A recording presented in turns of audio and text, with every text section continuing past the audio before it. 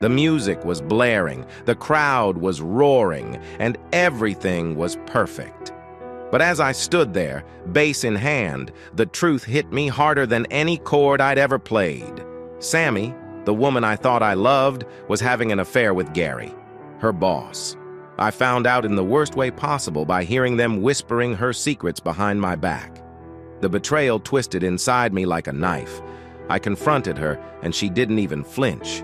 No apology, no shame, just cold indifference. It wasn't just the affair that broke me. It was the way she tore me apart and never looked back. But I wasn't done. Revenge is a dish served loud, and I was ready to make the world hear it. The night of reckoning had arrived, and Sammy and Gary would feel the weight of every lie. I had a plan, and they had no idea what was coming. We met in a bar. Neither of us was looking for love. We were just working. She was a waitress, and I was playing in the band. I'd been a musician for 8 years. The band I was in now, called Soundwave, was the best one I'd ever played with. We performed many types of music: old rock, new country, Motown, and blues. If the audience was young, we played upbeat songs. If there were older folks, we slowed it down with some softer tunes. For country music fans, we added more fun, lively songs. We did whatever it took to get the crowd excited. Some days we played well, some days we did okay, and occasionally we played almost perfectly. Tonight was one of those almost perfect nights. The band was in sync, the crowd was great, and the sound was just right. Musicians feed off that kind of energy. After our first set, we talked about making it even better. We had a special plan for times like this. 45 minutes of fast-paced music with no breaks and no slow songs. We just had to get the crowd into it. Though I wasn't the lead singer, I often spoke to the audience. When we got back on stage, I shouted, "Are you ready to have some fun?" A few claps and cheers came back our way. Turning to the keyboard player, I joked, "I don't think they are ready to party, Al. Looks like a quiet crowd tonight." He played some soft, sad notes on the keyboard. "Let's try again. Do you want to have fun?" They cheered a bit more. "What? Did you all bring your families? Don't you want to enjoy yourselves? We do." They responded louder now, starting to join in. "That's more like it. We won't stop for 45 minutes. Can you keep up?" Now they were dancing on the floor. I loved a lively crowd. "Here's a challenge. If 3 couples can keep up, we'll give each of them a band shirt and a bar shirt." I held up a shirt with a funny donkey design and the words, "We danced our hearts out to Soundwave." It always got a good laugh. "All right, let's go. If you can't keep up, just relax on the side. 1, 2, 3. We kicked off with an upbeat southern rock song, "Flirtin' with Disaster," followed by "Should I Stay or Should I Go?"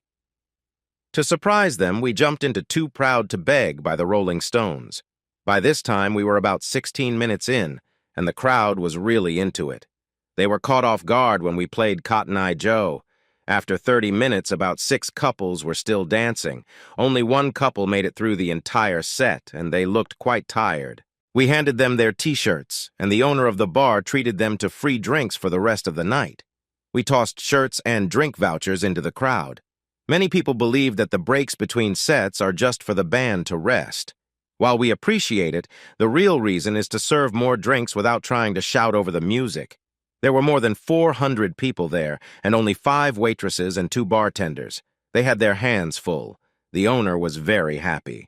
This was our first time at the venue, and I knew we would return. We played 2 more sets, slowing things down for the last one. It's nice for people to leave feeling relaxed rather than all hyped up. After we finished, I decided to have a bit more fun with the crowd. "Want to hear one more song?" The crowd cheered with a lot of yes and "go for it." "Well, you need to ask the owner. Order another drink, and that might put him in a good mood." I cleared this with the owner earlier, and he was on board. Many places stopped the music about 30 to 45 minutes before last call to let the crowd calm down. Amid the cheers and drink requests, he pretended to hesitate before giving us the nod. We all gathered at the front of the stage without our instruments. Standing close to the microphones, we began to sing an a cappella version of the classic doo-wop song "Goodnight, Sweetheart." It lasted about 2 minutes, but the audience loved it and left feeling great. It was a 3-day gig, so we didn't need to dismantle our equipment after the show. Experience told us to take anything small and easy to carry with us. While packing up, we chatted with the audience. You never know when someone might appreciate your music and later invite you to play at a private event. I had 2 extra responsibilities after the show. If someone wanted to talk about guitars, I was the go-to person. I gave lots of advice, and sometimes people shared stories about guitars that had been forgotten in closets or basements for years. I was always interested because I enjoyed buying, restoring, and selling vintage guitars. Sometimes I got a great deal, and at other times I offered tips on how to restore them or gave a rough idea of their value. Unfortunately, many guitars had suffered from poor storage, but I would still take them for parts. Good deals were becoming harder to find with more people being aware of their value due to the internet and collectible shows on TV. However, every now and then, I hit the jackpot. The second part of my job was being the single one in the group. The other guys were married and in their 30s. I was 28, but we all had enough experience to move past the "I want to be a rock star" stage. If a woman showed interest in any of them, they would quickly display their wedding rings and talk about family life while trying to guide her towards me. There were usually a few who hadn't found someone yet, and they often came our way. As the night went on and drinks flowed, some became bolder. Many were married but out for a girls' night, and they enjoyed the idea of spending time with one of us for the evening. We usually traveled from out of town, so it was unlikely we would see each other again soon. I wore a wedding ring when I was on the road. It sometimes helped. To be honest, when I was younger, I met a lot of people. The band I played in had a good booking agency, and they sent us all over the Southeast. That changed when I caught an infection. You can imagine how awkward it was to tell a doctor I couldn't remember my partner's names because I hadn't kept track of them. He had to settle for a list of places I could recall. Management was unhappy when the health department contacted them and suggested they put up posters of me in the women's restroom, saying anyone who had been in contact with me should come in for a checkup. The band lost gigs and eventually had to let me go for their own protection. I didn't hold a grudge, but it took a long time before I played in that state again. I still played now and then, but I made sure to keep things simple. I had a friend who often met a woman and visited her whenever he was in town. When her husband found out, he hurt my friend's hands badly, and that ended his music career. He now works in a warehouse. I also took precautions to stay safe. Tonight, I was still excited from a great show, so I broke my usual rule and decided to have a beer. Normally, I didn't drink after a gig because I had to drive home late at night. One small mistake could get you pulled over. If the officers smelled alcohol, they made you step out of the car for a series of tests, and then they used a breathalyzer. If you blew a 1, they usually let you go after a lecture. You just lost 45 minutes to an hour of your time, and you were even more tired when you finally got home. It was 5 minutes before last call, which was just enough time for one drink. I casually listened to the 2 waitresses behind me. One was tall with platinum blonde hair, and the other was smaller with red hair. I had passed them on my way to the bar, and I heard one of them sigh. "They worked us hard tonight. I think my feet might fall off." "Same here. I worked last night, too. I might have to crawl to the car." I should have stayed quiet, but I was in a good mood and walked over to their table. I smiled politely. "Hi there, may I join you?" I could see they were tired, and it was late. The redhead recognized me. "Hey, aren't you in a band?" "Yeah, I'm the bass player. I'm Wiley." The redhead introduced herself. "This is Sammy with an I. I'm Sandy with a Y. Sure, sit down, but you'll need to grab another chair. All ours are taken." They had their feet resting on the other chairs. I took one from another table. "I can help with that." Sandy looked me over, curious. "How can you help with sore feet?" "With my hands. I'm actually a certified physical therapist, focusing on sports massage. I have a diploma and a license." This is true. Music wasn't my first choice. I played at night to earn money for school. I dreamed of helping female tennis and volleyball players improve their skills. During my internship, I was assigned to a college football team. After trying to help a very large player who was in pain, I decided to keep my night job. I still keep my certification current, just in case. The woman with blonde hair was skeptical. "A diploma? Really? Can I see it?" I stood up, feeling annoyed by her tone. "Sure. It's hanging on my living room wall 20 miles away. Follow me if you want to see it, but I need to sleep soon." She looked a bit embarrassed. "I have one piece of advice for you. Ditch the high heels and wear comfortable shoes. It will help a lot. As I turned to leave, Sandy asked me to wait. The boss makes us wear these. He says it makes the men buy more drinks. I glanced at their outfits, which were quite revealing. To be honest, how many men here tonight would notice what kind of shoes you're wearing? Bring a pair of comfortable shoes tomorrow and hide them behind my equipment. When it gets busy, put them on and see if anyone notices. Show the shoes to the boss at the end of the night. I had read about the harm high heels can do to women who stand all day. One company saw a 31% drop in doctor visits after switching to more comfortable footwear. I'll find that article and print it for him tomorrow. Good night, girls. Sandy asked me to stay. Please help me. I'm in pain. But if you turn out to be the wrong kind of person, just know that a drink might spill on your equipment. I sat back down and gently took her foot in my hands. Please don't do that. I need to keep working here. Hold still.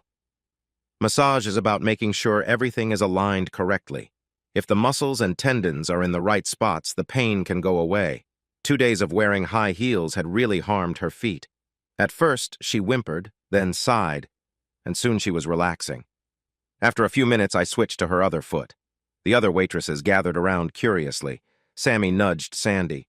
Hey, wake up! He still has to help your other foot. Sandy shook herself and turned bright red. What did you do to me? I think I felt something amazing happen. Laughter filled the room while I tried to explain that I hadn't touched her in that way. In the end, I ended up giving foot massages to all 5 waitresses and the female bartender.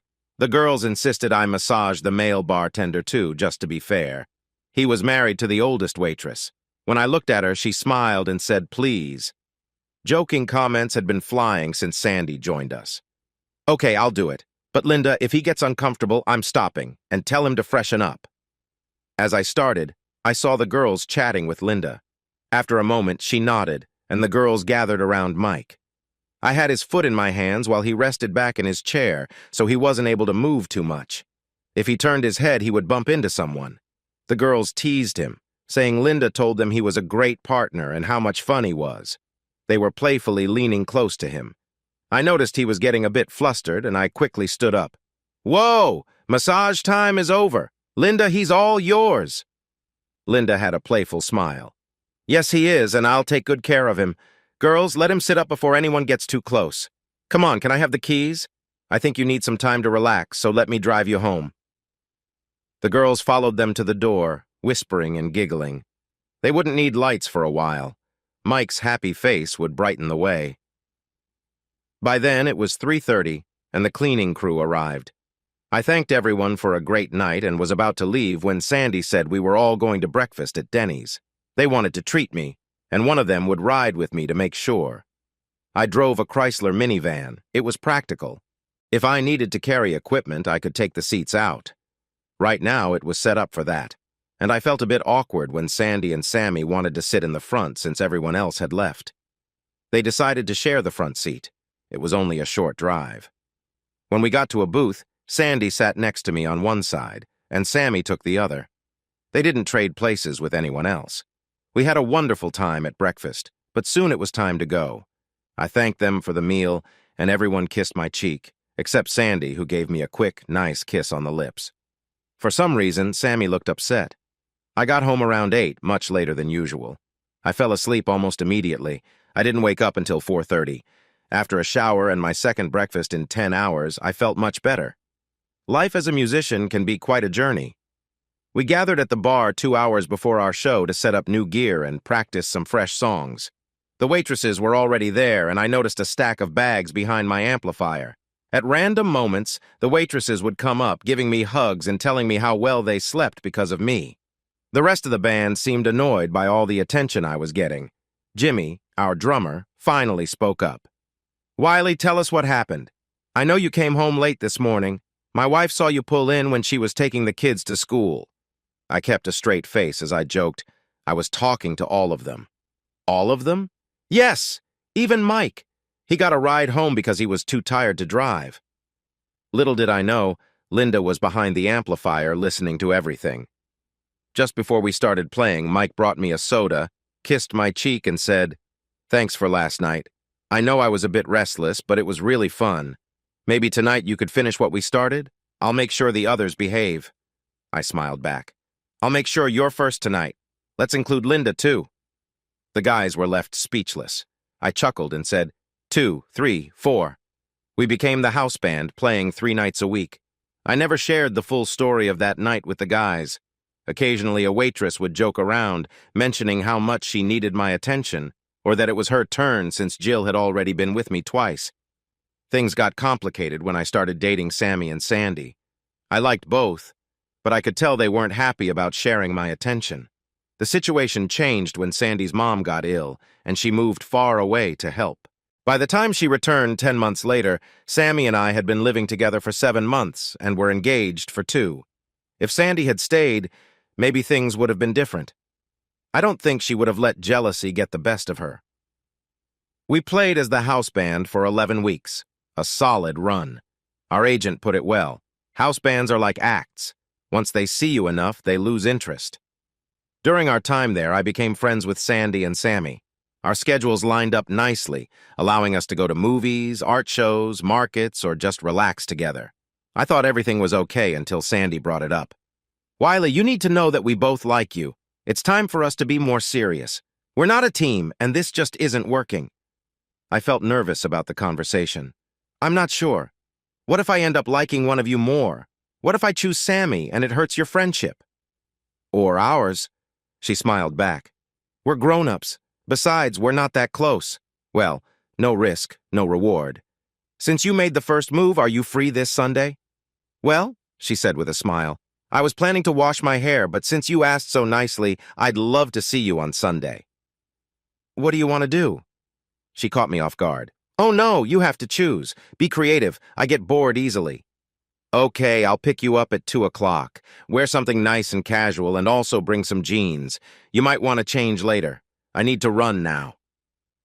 Later, I saw her talking to Sammy, and she looked a bit annoyed. I found out she thought I would ask her first instead. When I arrived to pick up Sandy, she was waiting by the door. At first, she didn't recognize me because she was focused on my car. Until then, she had only seen my van. Is this your car? No, I borrowed it to look cool. Is it working? That was not the answer she expected. Yes, it is. When did you get this? I've had it for about 3 years. It was my 1969 Mach 1. It had the original engine fixed up with loud mufflers and a rebuilt transmission. It could really take off. I always got nervous around 110 miles per hour. No airbags, though. What made mine special compared to other 1969 Mach 1S was the color. It was a light blue, to be specific, Carolina blue. While others had a black hood scoop, mine was pearl white. I could hear the car enthusiasts out there reacting. When I got it, it was dark blue, which was not a nice color at all. It had some dents on the driver's side, and by the time the repairs were done, I had already decided on the new color. I had seen something similar on a 1967 Chevelle and really liked it. My painter was shocked when I told him my idea for the color. Not the original? He asked. No, I replied. He tried to change my mind, but after 2 weeks I told him if he didn't want to do it, I'd send it somewhere else. He finished it in a week. For how little I paid, I felt like I was getting a great deal. After everything, I had just under 9,000 in it, and it had only 6,000 miles on the repairs. How do you like my dress? It was a simple print with a knee-length hem. If you were going for a stylish teacher look, you nailed it. You look fantastic. I walked her to the car and opened the door for her. She seemed surprised. I'm a bit old-fashioned. If you don't want me to open doors or pull out chairs, let me know. No, I like it, just not used to it. So, where are we heading? No, it's a surprise, remember? We drove at a careful pace, never going more than 15 miles over the speed limit. When we arrived at the church parking lot, I could tell my surprise worked by the look on her face. A church? Is that for real? She seemed curious as she took my hand while getting out of the car. You'll see, I replied. Inside, there was a performance of music from the 15th and 16th centuries. The performers wore old-fashioned clothes and played traditional instruments. They mostly sang hymns, but there were also some ballads and clean versions of drinking songs. The singers came from the local college music department. I think she liked at least some of it. It's something you can learn to appreciate. Afterward, we didn't talk much because of the crowd. I recognized many of the performers and audience members, so I was busy saying hello. We got separated for a bit, but I quickly found my way back to her.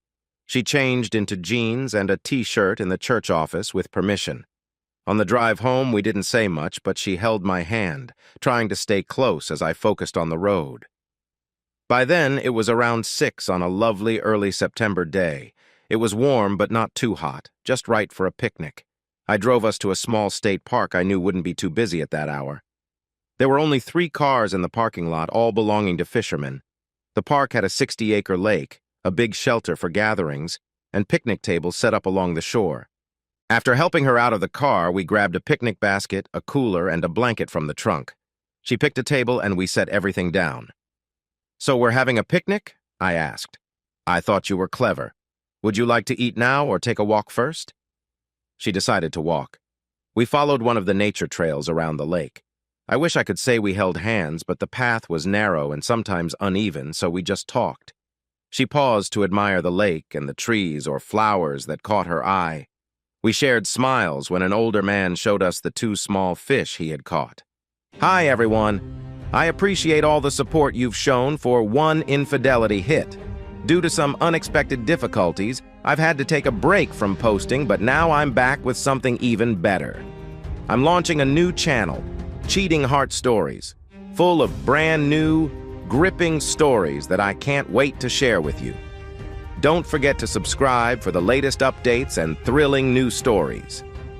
The link to the new channel is in the description below. Thanks again for your patience and loyalty."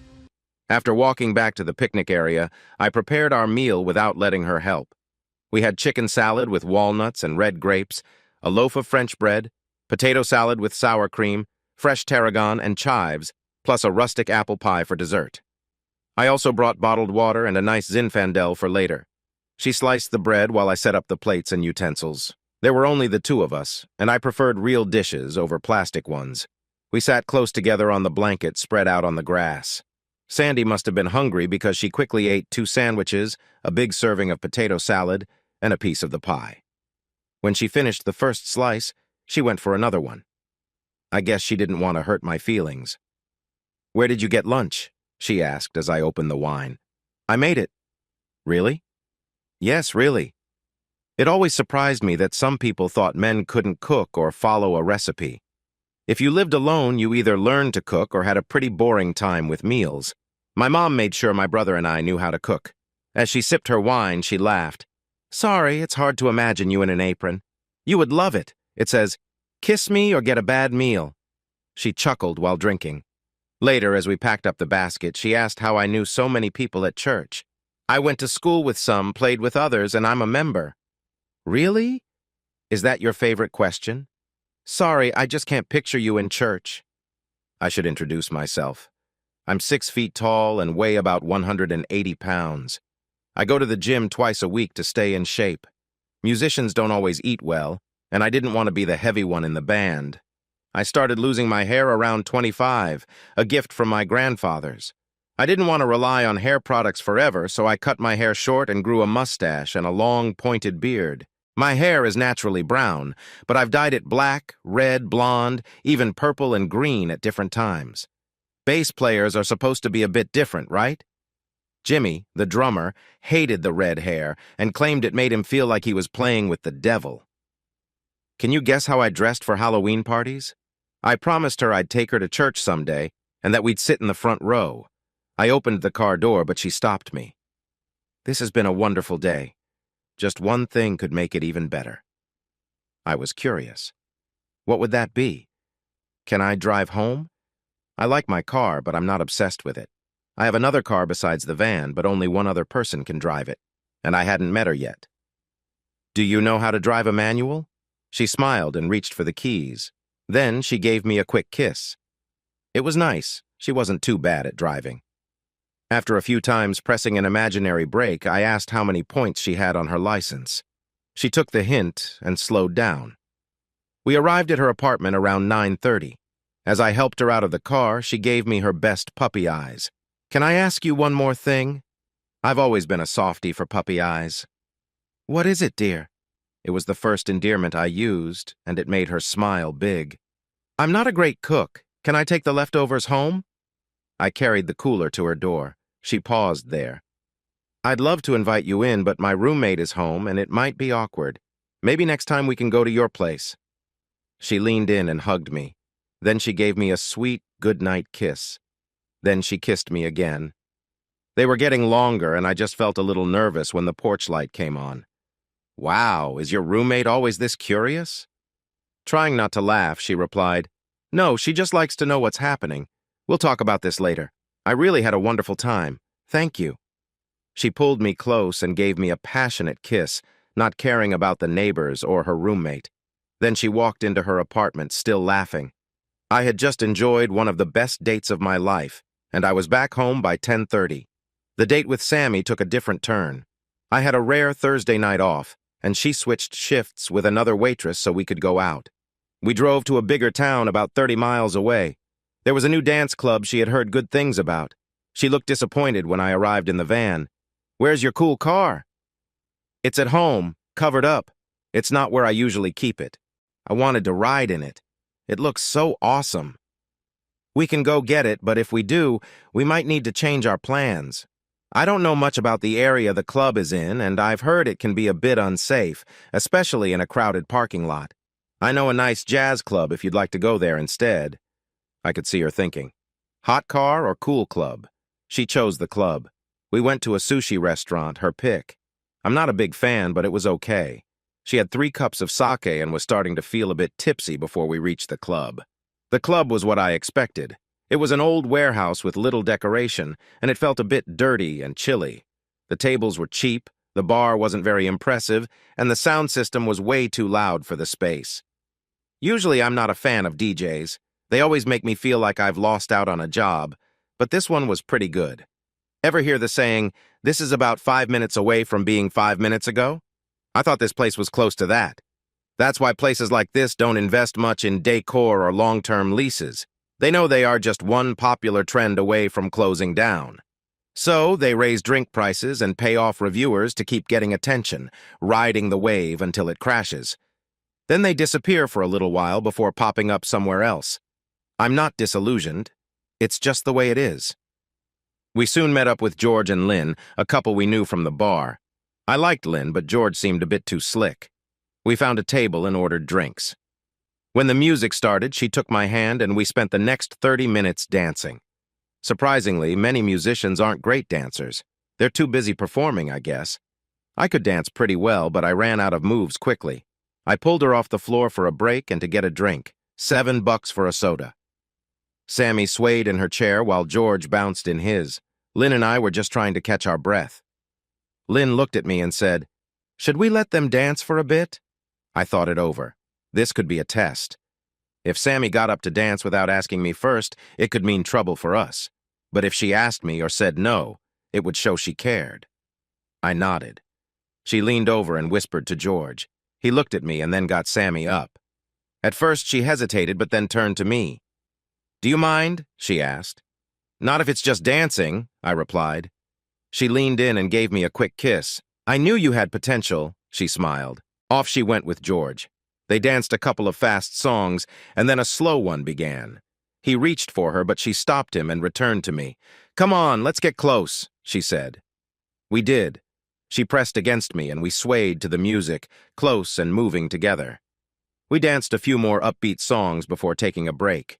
She held my hand as we sat. Some guy we didn't know approached her and asked to dance. She squeezed my hand tighter and stayed silent.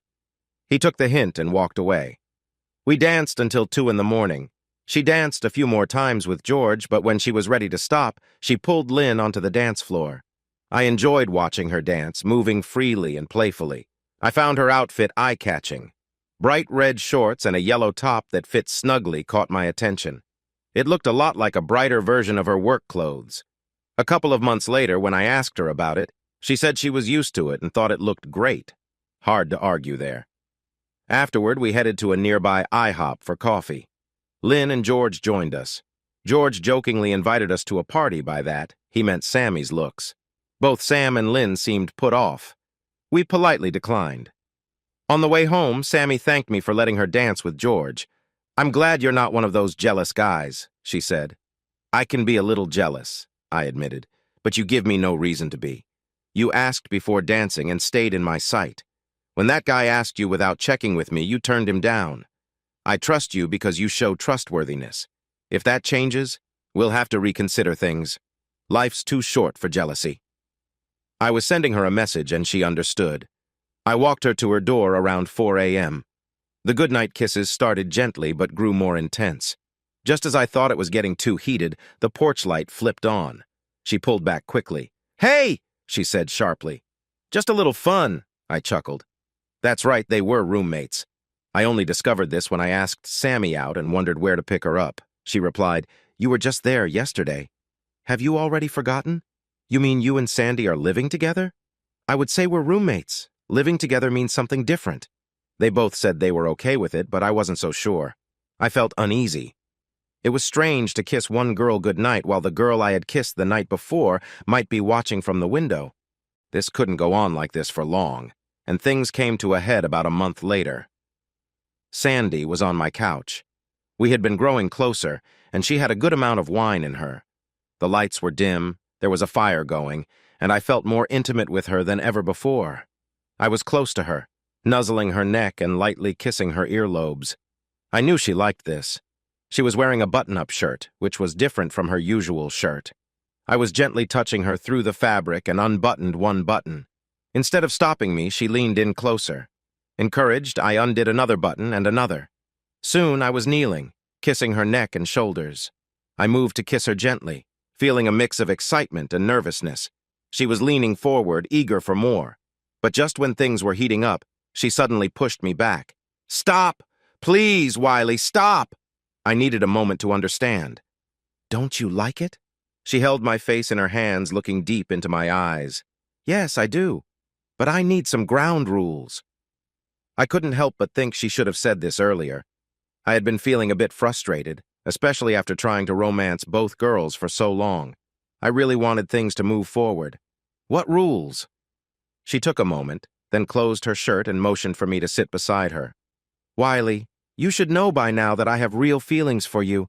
You're the sweetest guy I've ever met. If you want to be with me, I'm all in. But you need to understand it should be just me. And I've heard about your past. If you choose me, I'll need assurance that everything is good on your end, all right?"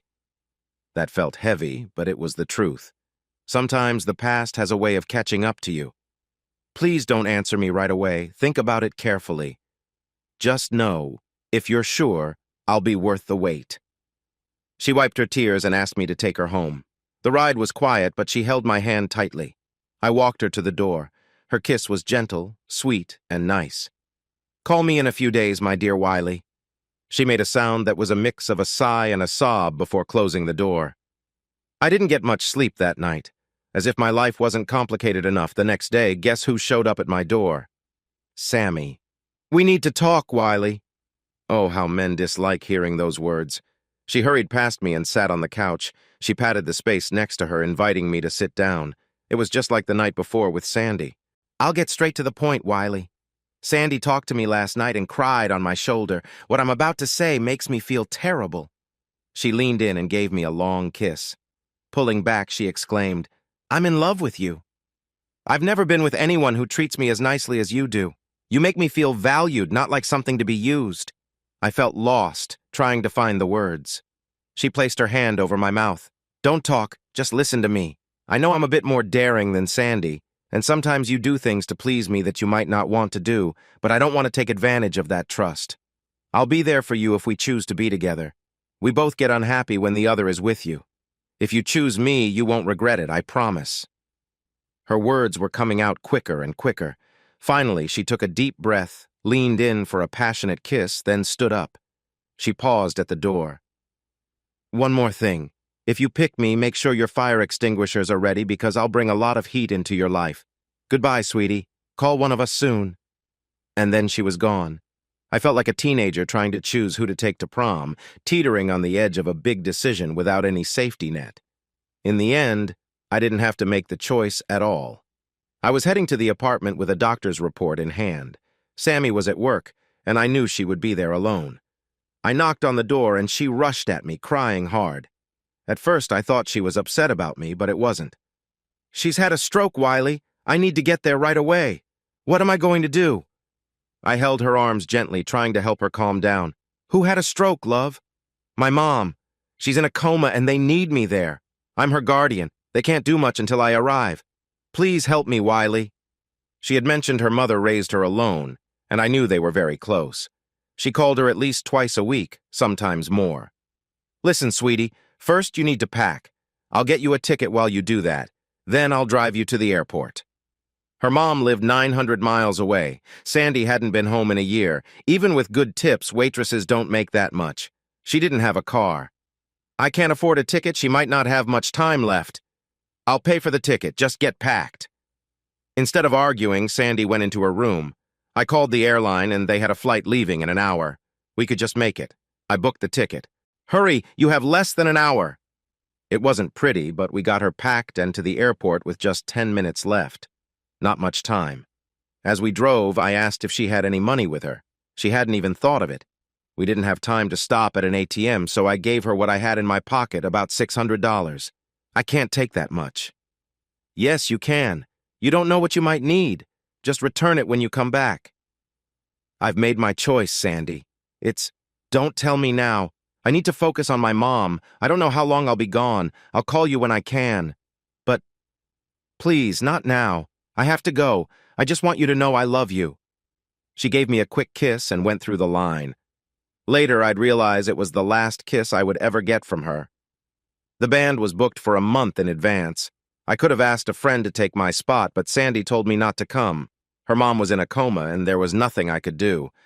I asked if anyone was with her, and she said John and Carrie were helping.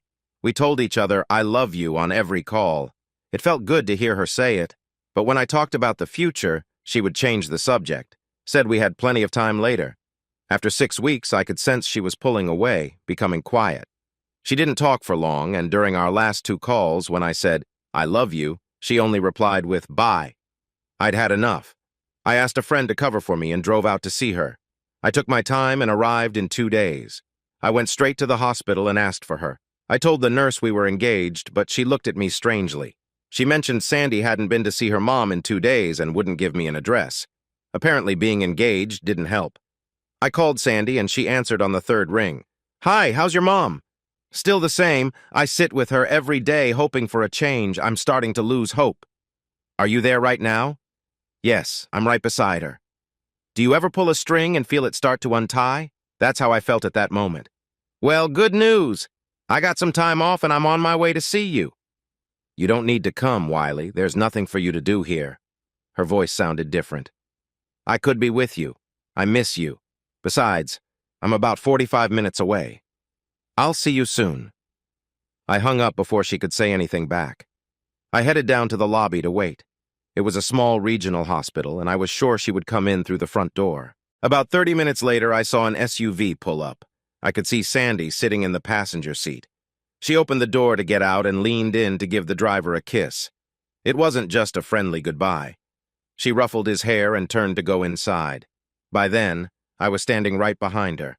She turned and smiled at me, but the smile faded when she saw my face. "How long have you been here?" "About 90 minutes. "Oh, that's it? You didn't want me to come see you. When I got here, you weren't around and didn't tell the truth. I was right outside your mom's room when I called you. What's going on? I saw the kiss." "Let's go in and talk. Maybe get some coffee." I wasn't going back inside that hospital. "No, I'm fine right here. Just tell me the truth. Am I part of your life or not? No excuses. Do we have a future or not? Just yes or no." She looked sad. "I didn't want you to find out like this. I didn't mean—" I cut her off. "I'll take that as a no. Goodbye, Sandy." I heard her running after me.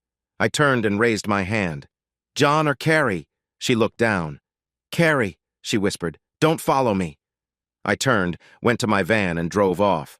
I could see her fading in my rearview mirror, and that was how the first toxic twin hurt me. I learned early how women could let you down, and my mom taught me that lesson. I was 13, playing the guitar for 2 years, and I often snuck into my parents' room when they were out to listen to their records. They had great speakers and headphones. I would take off my shoes, pick an album, set the turntable, and lie back. I carefully fixed the bed and put everything back, but I think they knew. It was a Saturday morning in June. I was listening to In My Life by the Beatles when my grandmother burst into the room shouting. She had been calling for me, but I couldn't hear her because of the headphones. She was crying. I knew something was wrong. She was a strong woman, and I only saw her cry when my grandfather passed away, so I quickly got up. "Wiley, why didn't you answer the phone?" "Never mind. Come with me right now." "Gram, what's wrong? Why are you crying? Is something wrong with Dad?" I thought it was my dad. He worked in a factory with lots of machines and often talked about accidents. My mom stayed home, so Dad worked many Saturdays to earn extra money. It was important so Mom could be home with my little brother Chip, who was 4. The plan was for her to return to work when he started school. "No, child. It's your mom. She and Chip were in an accident. I don't know everything, but your dad wants you at the hospital." When we arrived, Dad was already there. His face showed signs of tears, but he was holding himself together. "How's Mom? How's Chip?"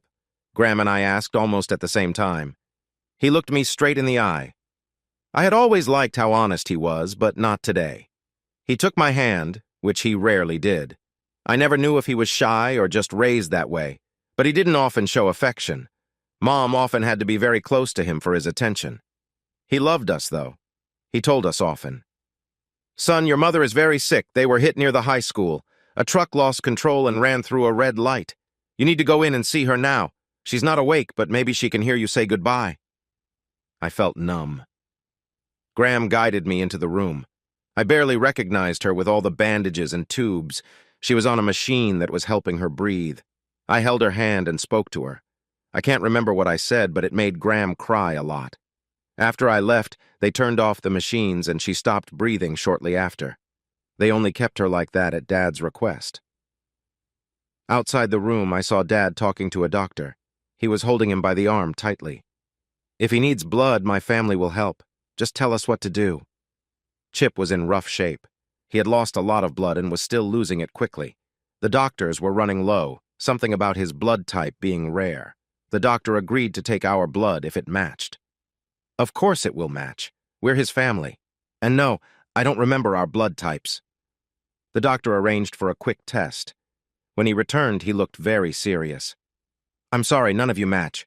We're using plasma from the Red Cross to help him for now. We're doing everything we can. Don't lose hope." My dad stood up, upset. "That can't be right. One of us must match. We are all family. There must be a mistake." I later understood the doctor was trying to be kind. He suggested Dad go to the office so they could check the blood types. Dad agreed and got close to the door when he realized what the doctor meant. He fell to his knees. Even now, remembering his cry sends shivers down my spine. He stayed on his knees for a few minutes while 2 nurses and the doctor tried to help him. He gently shook them off and stood slowly to face them. "He's still my son. What can you do?" They assured him they were doing everything possible and hurried back to the intensive care unit. I was 14 and found out my mother was gone and my brother was very sick. I was feeling overwhelmed with emotions, so everything I saw didn't make much sense until later. Chip didn't get better, but he stayed for 3 weeks. I spent every moment aloud with him.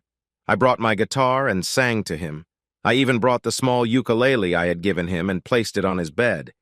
He had worked hard to learn the notes to Twinkle, Twinkle, Little Star, and for about a month, he would sing it for Mom and Dad while I played guitar along with him.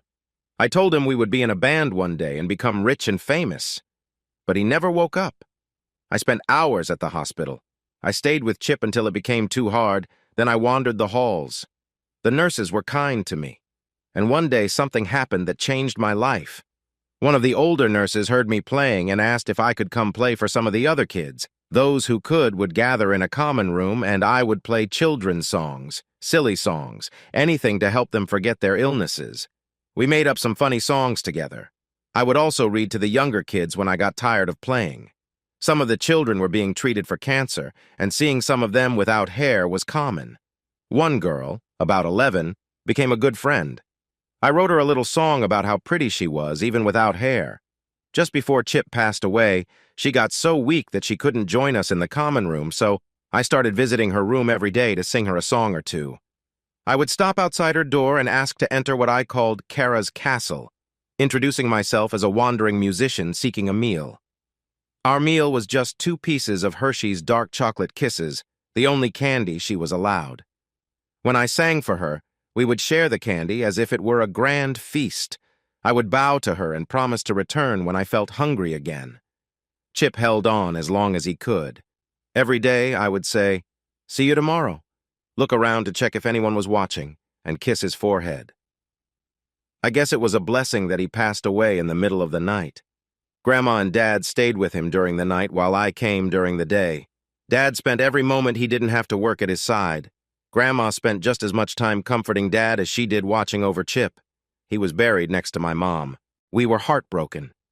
Grandma gave up her house to stay with us, saying we needed a woman's presence. Dad became even quieter than he had been before the accident. Grandma filled some of the emptiness left by my mother for me, but Dad seemed lost, and I worried he would never truly come back. I was always independent even as a child and spent a lot of time with my mom. When Chip was born, he was overjoyed. As soon as he could walk, he followed Dad everywhere. If you wanted to find Chip, you just had to look for Dad. That's how he got his nickname. Everyone said he was a chip off the old block. That summer felt very dark. When school began, I slowly started to feel better. Everything was going well until about 3 weeks into my freshman biology class when we started learning about genetics. The teacher talked about blood types, and suddenly I remembered some conversations I had overheard between my dad and the doctors. That's when I realized my dad wasn't Chip's real father. I felt so sick that my grandma had to come and pick me up. When we got home, I explained to her why I was feeling ill. She hugged me gently and said that someday I would understand that being an adult can be tough and confusing. To me, it seemed pretty straightforward. You meet someone, fall in love, and spend your life together. But it turns out, things aren't always so simple in real life. My grandma told my dad that I had figured it out, but he never talked to me about it. He wandered through those years in a daze. During that time, he often warned me about the dangers of the machinery at work. Unfortunately, he had an accident where he slipped and got pulled into a machine, resulting in some injuries and a broken arm. Although he healed, he needed therapy for his arm. His therapist was named Dorothy, but she liked to be called Dody. She really changed how I felt about women. Dody was a couple of years older than my dad, and they connected right away. I think her influence is why I ended up in physical therapy myself. She had been through a tough time.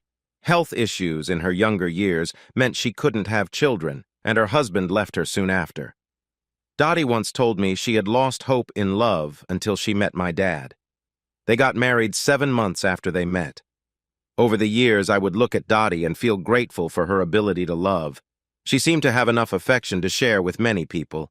I had never known anyone as kind as she was. We took our time getting to know each other. Dody hadn't been around teenage boys before, and I had never had a stepmother. By that time, I realized she wasn't trying to replace my mother. Instead, she was a new person in my life. I wasn't unkind to her, and slowly, we grew closer. Her huge capacity for love found a ready friend in me, a lonely teen. I didn't realize how much I meant to her until one day, about 6 months after she moved in. My friends came over and asked me to go to the mall. I still had a month left until I turned 16, so I couldn't drive yet. "Let me ask my mom if I can go," I called out to my friends. When I turned around, I saw Dody looking at me with a strange look. I had never called her mom before, even though I had been thinking about it for about a month. "What do you think, Mom? Can I go?" She raised her hands to her mouth, started crying, and ran into the bedroom, closing the door behind her. I was really confused. About 30 minutes later, my dad found me sitting on the couch. Just one look at me and he knew something was wrong. "What's the matter?" he asked. "It's Dody, Dad. I said something and she got upset and ran into the bedroom. I didn't mean to upset her, I swear." He knocked on the door. "Dody, what's wrong, dear? Did Wiley hurt your feelings?" The door swung open and he was pulled into the bedroom. She was still crying and it troubled him. "I'm going to have a serious talk with that boy. I'll help him understand, I promise."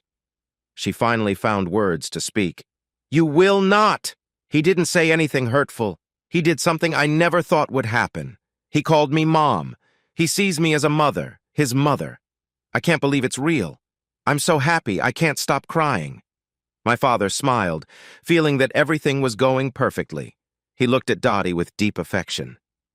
"Dody, when you feel better, you should talk to your son. He thinks you're upset with him. He's sitting on the couch, confused."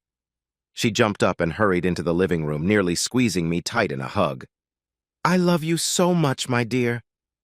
When I finally got a chance to catch my breath, I made a comment that sent her back to the bedroom. "Geez, Mom, I love you too. What's the big deal?" Dad just chuckled and told me to get in the truck.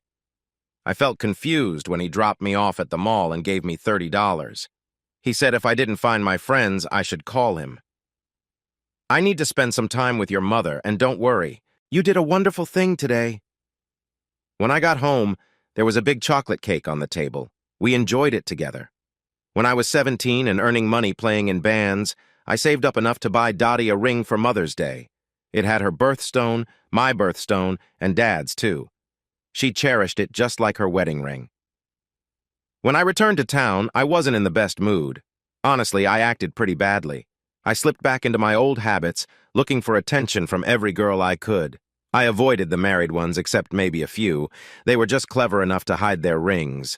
That made things a bit uncomfortable in the band. We were about to break apart anyway. Two guys were getting told off by their wives for spending too much time away. Another was missing practices and even a gig. We had backup songs and plans for 4 members instead of 5, but our contract required 5, so we earned 20% less. It didn't hurt those who showed up much financially, but it impacted our reputation. If you earned a name for not delivering, there were fewer jobs available. Usually, if someone couldn't make it, we had friends from other bands or retired musicians who could fill in.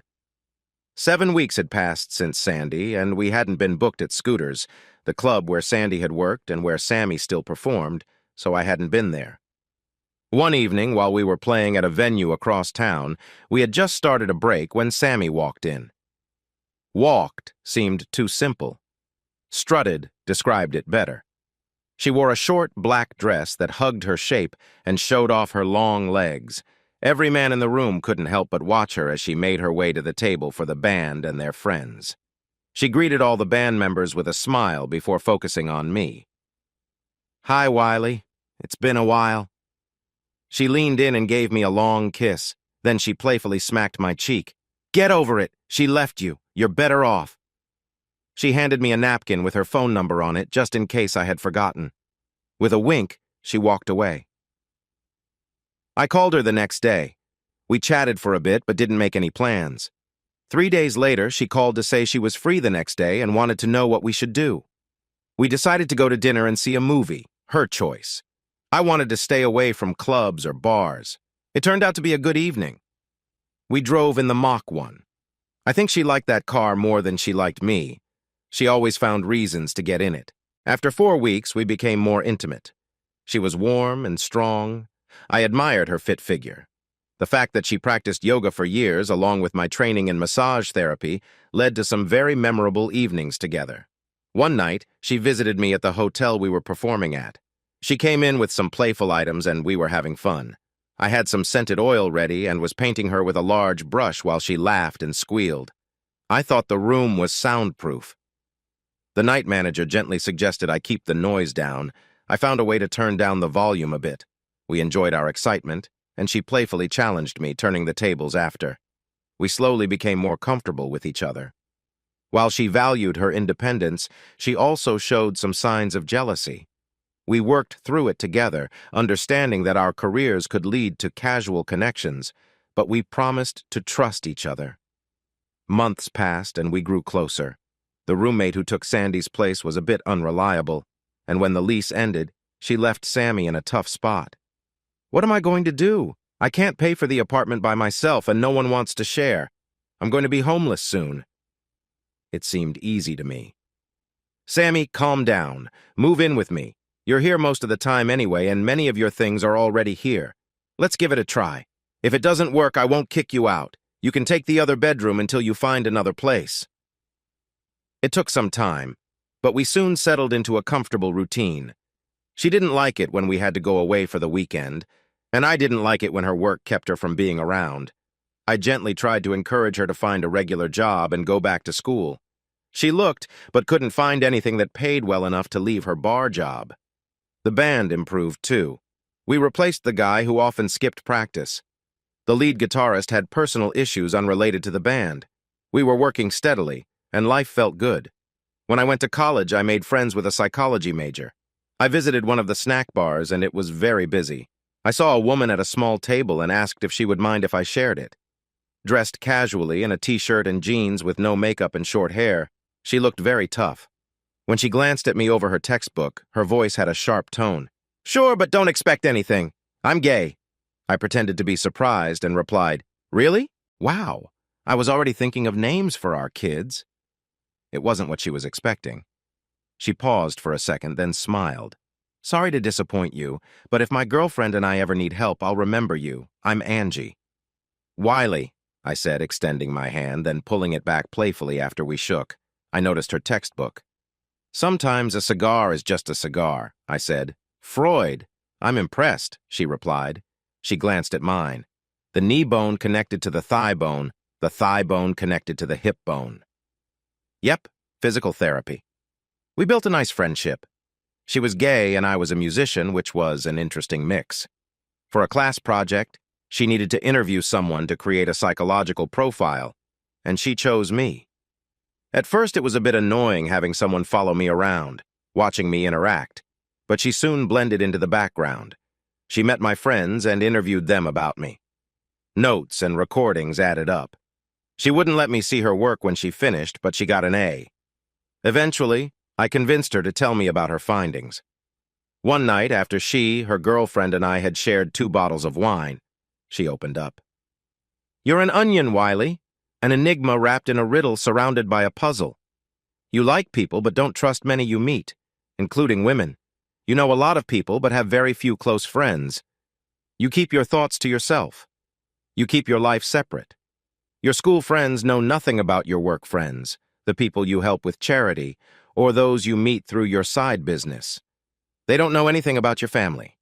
You change who you are depending on who you're with, and it makes you uneasy when these groups mix. I don't think anyone will ever really know you, not even yourself. You're said to have 2 sides since you're a Gemini, but honestly, it feels like there are many voices in your head. That's one of the reasons I enjoy our time together. I never know who I'll meet. Just so you know, only very smart people often keep their lives in separate boxes. A famous example is Bill Clinton. He told the public he never did anything with Monica Lewinsky because he completely separated that from what most people think of as an affair. And with that, she fell asleep on the couch. Wow. Separating life into different parts. A fancy way of saying confused. She was right. I didn't want anyone to know too much about me. Sammy lived with me, but she had no idea about my life outside of our home. She knew I bought and sold old guitars, but she didn't know how many I owned or how much I sold. She had no idea I volunteered at the hospital. I had been doing that since I was 14 when I was there with Chip. Most importantly, she didn't know what I owned or how much I was worth. I owned my house completely. The man I rented from came to me after 2 years to say he was retiring and selling the place. I liked the house and the neighborhood. Most neighbors were older, and they worried I would have loud parties. Those fears faded when I didn't throw parties, and since I was home a lot during the day, I ended up helping some of the older neighbors with small tasks. They often sought advice about their grandkids. I gave what I thought was good advice, reminding them that I didn't have any kids of my own. I also owned some land with storage units on it. This happened by chance, but turned out to be a great investment. I was 30 years old and made a living from music. Where did the money come from? I made decent money playing. After costs, I usually brought in about $45,000 a year. The guitar business varied greatly. Some years I made up to $50,000, while others only brought 15. This was all cash, no taxes involved. I earned around $25,000 a year from the storage units after taxes and maintenance. I may not have looked like much, but I earned more than many people in middle management. My mother helped me get started. She had an insurance policy for both my brother Chip and me, worth $50,000 each. It had a special rule that if one of us passed away, the money would go to the survivor. When a big truck hit my mom, the company offered my dad $100,000 to settle while Chip was still alive. Chip was not well, so that offer went away. After Chip passed, the truck company offered him 50% more. In the end, my dad settled for 4 times the first offer, even after paying lawyer fees. Normally, he wouldn't have received so much, but because the trucking company used another firm for maintenance, both were responsible. My money was placed in a trust until I turned 25, which was good for me. I don't think I could have handled it at 21. By the time I turned 25, the money was still a big temptation. However, I had lived on my own since I was 19 and understood how real life worked. The only extra thing I allowed myself was a bass guitar I had always wanted, a special Dan Armstrong Ampeg with a clear body. And I bought my house. My accountant, who was very smart, helped me start my own company, Crazy Coyote Limited. He taught me the importance of keeping careful records. I used a company card for all my expenses while traveling. Everything was on my laptop that I carried everywhere, and I kept printed copies in a file cabinet in my spare room. Only my parents knew how much money I really had. Things were going well between Sammy and me. Living together was easier than I thought it would be. We had some small disagreements. I liked things neat while she was more relaxed about it. She didn't like most of the music I chose to play at home, and her habit of putting things off sometimes annoyed me. My tendency to overthink things could cause her to sigh in frustration. However, we learned to adjust to each other, making compromises along the way. One thing that bothered me was her total lack of care for her car. Her old, brown 2001 Camry seemed to survive on hope alone. The gas gauge was broken, so she often ran out of fuel. I had my mechanic take a look at it. His best advice was to let it go when the time came. He fixed some of the major issues, but couldn't promise anything. Still, the car ran better after he worked on it. I gave her a serious talk about keeping up with car maintenance, but she didn't seem to take it to heart. We never argued about money. I told her not to worry about the rent, I would take care of it. She wanted to pay for the power bill, and we split the cost of groceries. Instead of saving her extra money for a new car, as I had suggested, she decided to buy new clothes. By chance, she found another job. A regular customer at her bar knew someone with a fancy restaurant who needed a new hostess. It was a better situation. She would be home by 10:30 instead of 3 a.m., and she would earn about a third more than she made now, tips included. It was good for both of us. Her hours were long, from 10:30 until 10, but only 4 days a week, Wednesday through Saturday. My schedule usually left me free at the start of the week, so it worked out well. She even signed up for classes at the community college in hotel and restaurant management. That morning had been filled with love and fun. I felt tired while she was full of energy, as usual. She lay across me comfortably, playfully touching my hair. "Wiley, have you ever thought about what our kids might look like?" she asked. "Sure, tall, slender, beautiful, just like you. I just hope they get my brains." She lightly hit my shoulder and smiled. "I hope they get your brains, too." I wasn't sure, but it felt like we had made a step towards a bigger commitment. I thought about it a lot in the following days, and the decision became clear. I made a reservation at her restaurant and got the staff involved. I slipped in while she was busy, placing the box on a table and asking the waitress to call Sammy over to help with a problem. When Sammy arrived at the table with some staff, it was empty. "What's going on?" she asked, looking confused. I stood behind her, dressed in a nice suit, the first one she'd ever seen me wear. "The problem, Sammy, is that the ring in this box is not on your finger, and when I say, 'Samantha Anderson, will you marry me?' you need to say yes, really loudly, not sipping champagne at a table."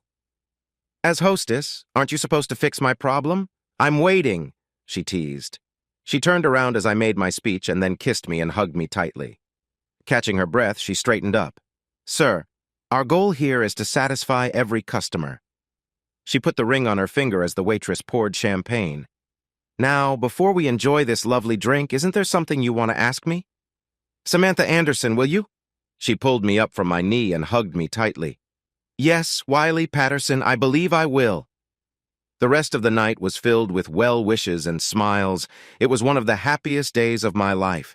The only person who didn't seem happy was Gary, the manager. You know how sometimes you just don't like someone? That's how I felt about Gary. He was tall and good-looking in a flashy way, and he had a full head of hair. I couldn't shake the feeling that he might have been a con artist in another life. His sour look made me smile even more as I raised my glass to him. Eventually, her car finally broke down, and she decided to sell it for parts. She naturally got into the Mach 1. I told her not to get too relaxed. The car was important to me, and I would need the money for something else eventually. That was the reason I bought it in the first place. Some people are very passionate about their cars.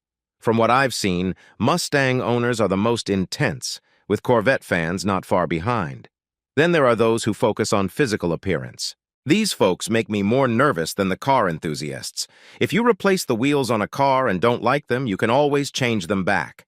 But when you alter your body with steroids or surgery, it can't be undone. People express themselves in many ways. Some are very religious, some choose alternative lifestyles, and others are deeply focused on their careers. Everyone has something that shows who they are. For me, my identity was music. I had played in metal bands, beach bands, rock bands, blues, country, bluegrass, jazz, and even Celtic and Zydeco groups at different times. I owned 4 vintage bass guitars, 1 modern bass, 5 guitars, various keyboards, a grand piano, a Hammond B3 organ, tin whistles, 2 accordions, a mandolin, a 5-string banjo, and a ukulele. I played all of them well. I knew I couldn't keep doing my job forever. I had been in it for 13 years and was starting to feel tired. Unless you hit the big time, there isn't much fame or money to be found. Most singers or bands only last about 3 to 5 years before fading away. Sure, there are exceptions like the Rolling Stones or Paul McCartney, but they are rare. Songwriters are different. You don't have to sing or play an instrument. You just need to be good at crafting words. If they keep finding inspiration, they can last for years. I had been writing songs for years. Most were not very good, but a few showed promise.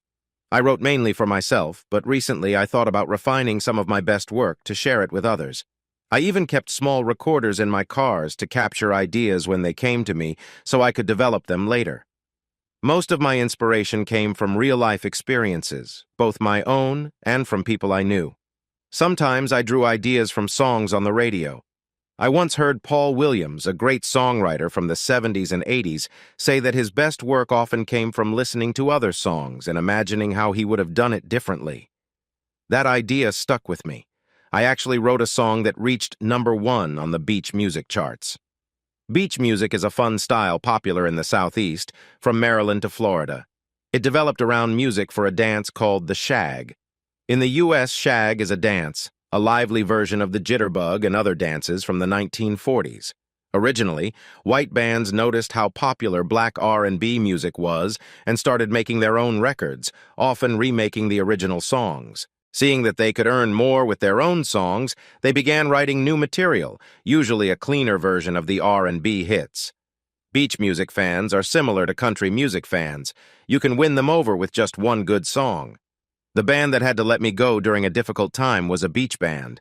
One day, they expressed their disappointment about not having any original songs. I suggested that we write something together. They laughed and said they had tried before and it hadn't gone well, but they encouraged me to give it a shot.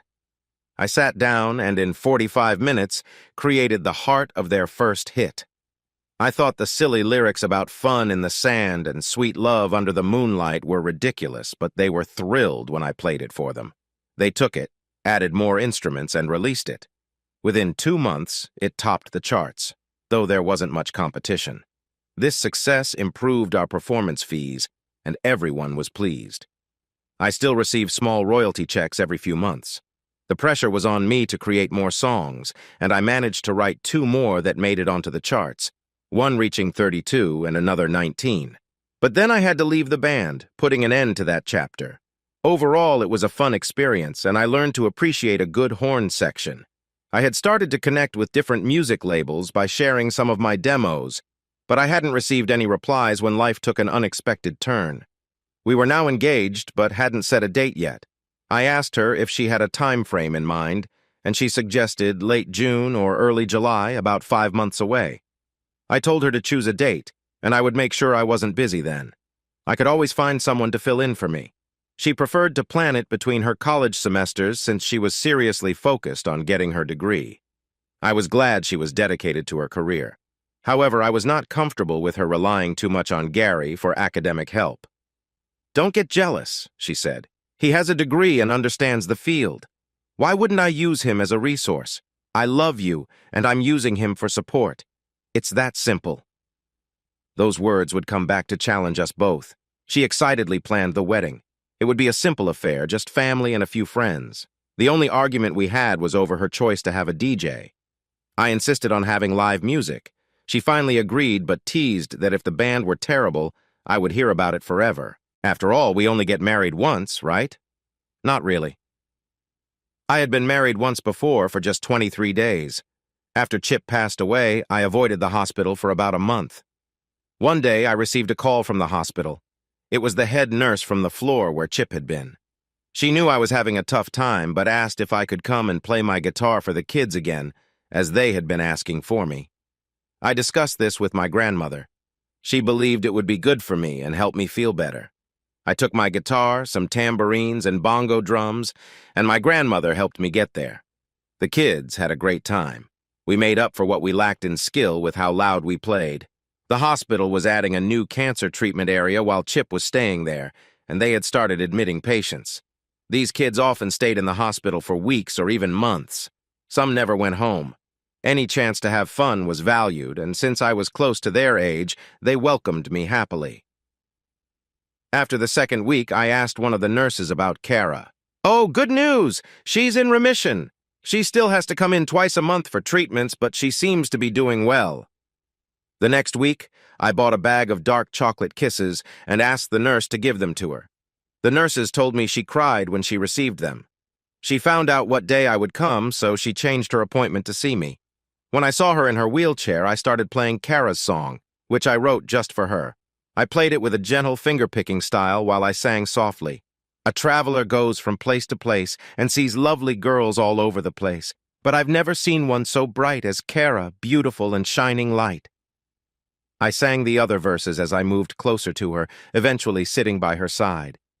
In that moment, I truly understood the impact of music. She was in tears, her mom was too, and even some of the nurses and kids were emotional. I saw a doctor trying to hold back his feelings as well. I continued playing the songs that the kids liked. Being kids, they quickly bounced back from the sadness, becoming loud and happy, if only for a little while, enjoying their time as kids again. As I packed up the tambourines and bongos for next week, I received several surprises.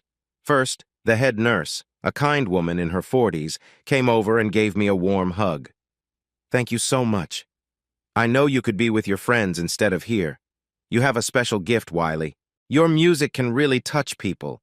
In 10 or 15 years, when your songs are on the radio, I'll tell everyone I knew you would be famous. You're a good person, and I'm proud to call you my friend." I didn't know how to respond, so I hugged her back. After the head nurse hugged me, the other nurses did the same. Cara's mom also stayed behind while Cara had her treatment. After the hug, she took me to a quieter spot for a moment of conversation. "Thank you, Wiley. For a while, I thought Cara had lost hope. You have no idea how much your song means to her. You never met her before, but she had gorgeous hair, long and blonde. She loved to change her hairstyle. When she got sick and learned that the treatments would make her lose her hair, she cried for days. The day before her first treatment, she asked me to take her to a salon that was part of a group called Locks for Love. They give hair to people with cancer. I had never been prouder of her than I was that day. "I'm going to lose it anyway, so this way someone else can enjoy it. I can always grow more hair after the treatments. Please, Mom, let me do this." I still remember the serious look on her face. I cried with her as the stylist carefully cut her beautiful hair. Even the stylist had tears in her eyes and had to pause to collect herself. She saved one small piece as a reminder of what it would become again. She took a breath, holding back her feelings for a moment. "I need to be honest," she said. "Even with her improving and being in remission, she only has a 30% chance of beating her illness." "But we hope and pray," I replied. "Her attitude has changed a lot since she met you. When you weren't around for a while, she was really down. When she found out you were back, she lit up. I could see the difference." "I need a favor," she said. "Can you spend some time with her alone when you can? But I must warn you, she likes you a lot. Please don't hurt her. Will you help me? That felt like a big responsibility for a kid, but I was determined to help. I talked with my grandma, who encouraged me but also warned me. She knew I was still feeling a bit fragile. Surprisingly, my dad thought it was a good idea too. So the friendship with Cara began. We started hanging out on Thursdays. Grandma would drive me to her house, which was 20 miles away, and drop me off for a few hours. I never knew what she did while she waited for me. We did typical kid things, played video games, watched TV, and talked about everything. I was 14 and she was just over 12. She probably knew more about relationships than I did.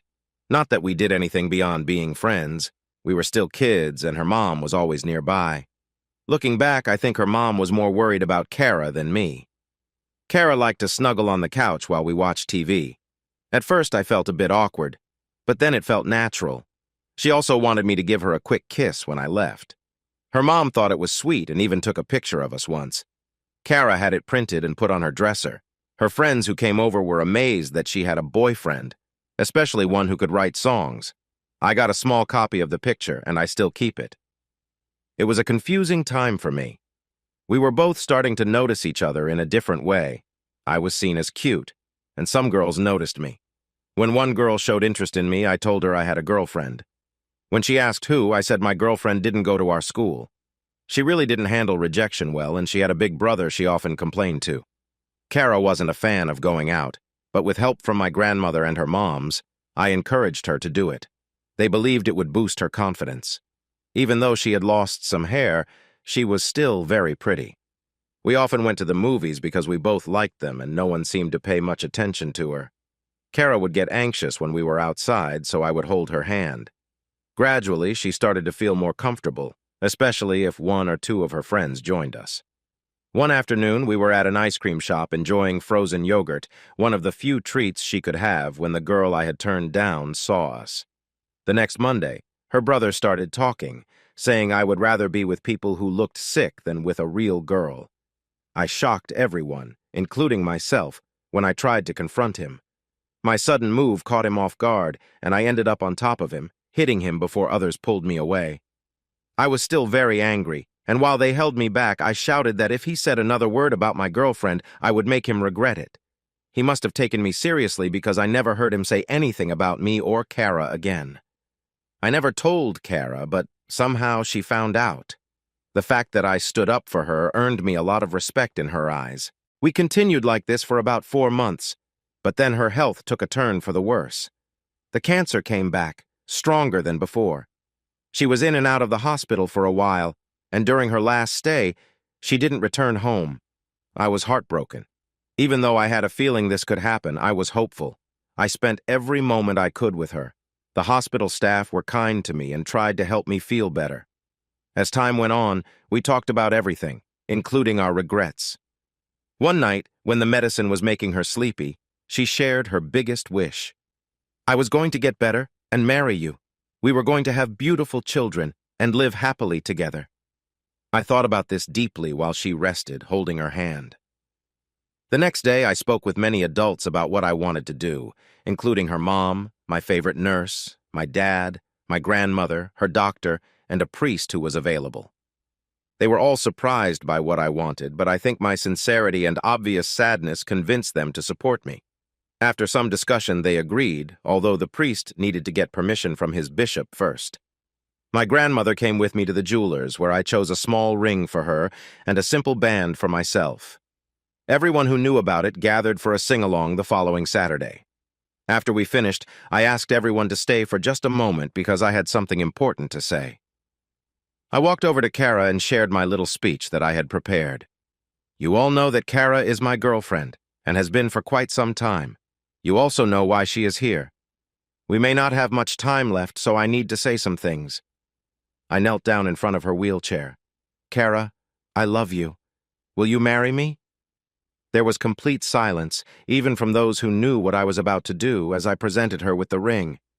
Cara covered her mouth with her hands, looking around in a panic. Her mom helped me out. Answer him, honey. It's not polite to leave the man who loves you waiting. It makes him think you don't want to. Finally, she made a sound that seemed like a yes and let me slide the ring onto her finger. Then she kissed me. It was not a quick kiss, but a heartfelt one. It set a high bar for the rest of my life. Suddenly everyone was in tears, even the younger kids who didn't understand what was happening. With the help of my grandma, her mom, and the nurses, we planned the wedding for 2 weeks later. My dad stepped in to pay for everything, saying he wanted it done perfectly, from the dresses to the celebration. Finally, the big day arrived. My dad was my best man, and we wore tuxedos. Cara's mom served as matron of honor, and her 2 best friends from school, along with 2 friends from the hospital, were bridesmaids. I had my best friend and 3 older boys from the ward as ushers. A sweet 4-year-old girl was our flower girl, wearing a little wreath of flowers on her head. One of the boys from the hospital was the ring bearer. We put out an open invitation at the nurses' station and invited the parents from the ward as well. The small hospital chapel was packed. Cara walked in looking beautiful. Her simple white dress had a pink sash, and small pink flowers decorated her veil. The most surprising thing was her wig, with long blonde hair flowing down.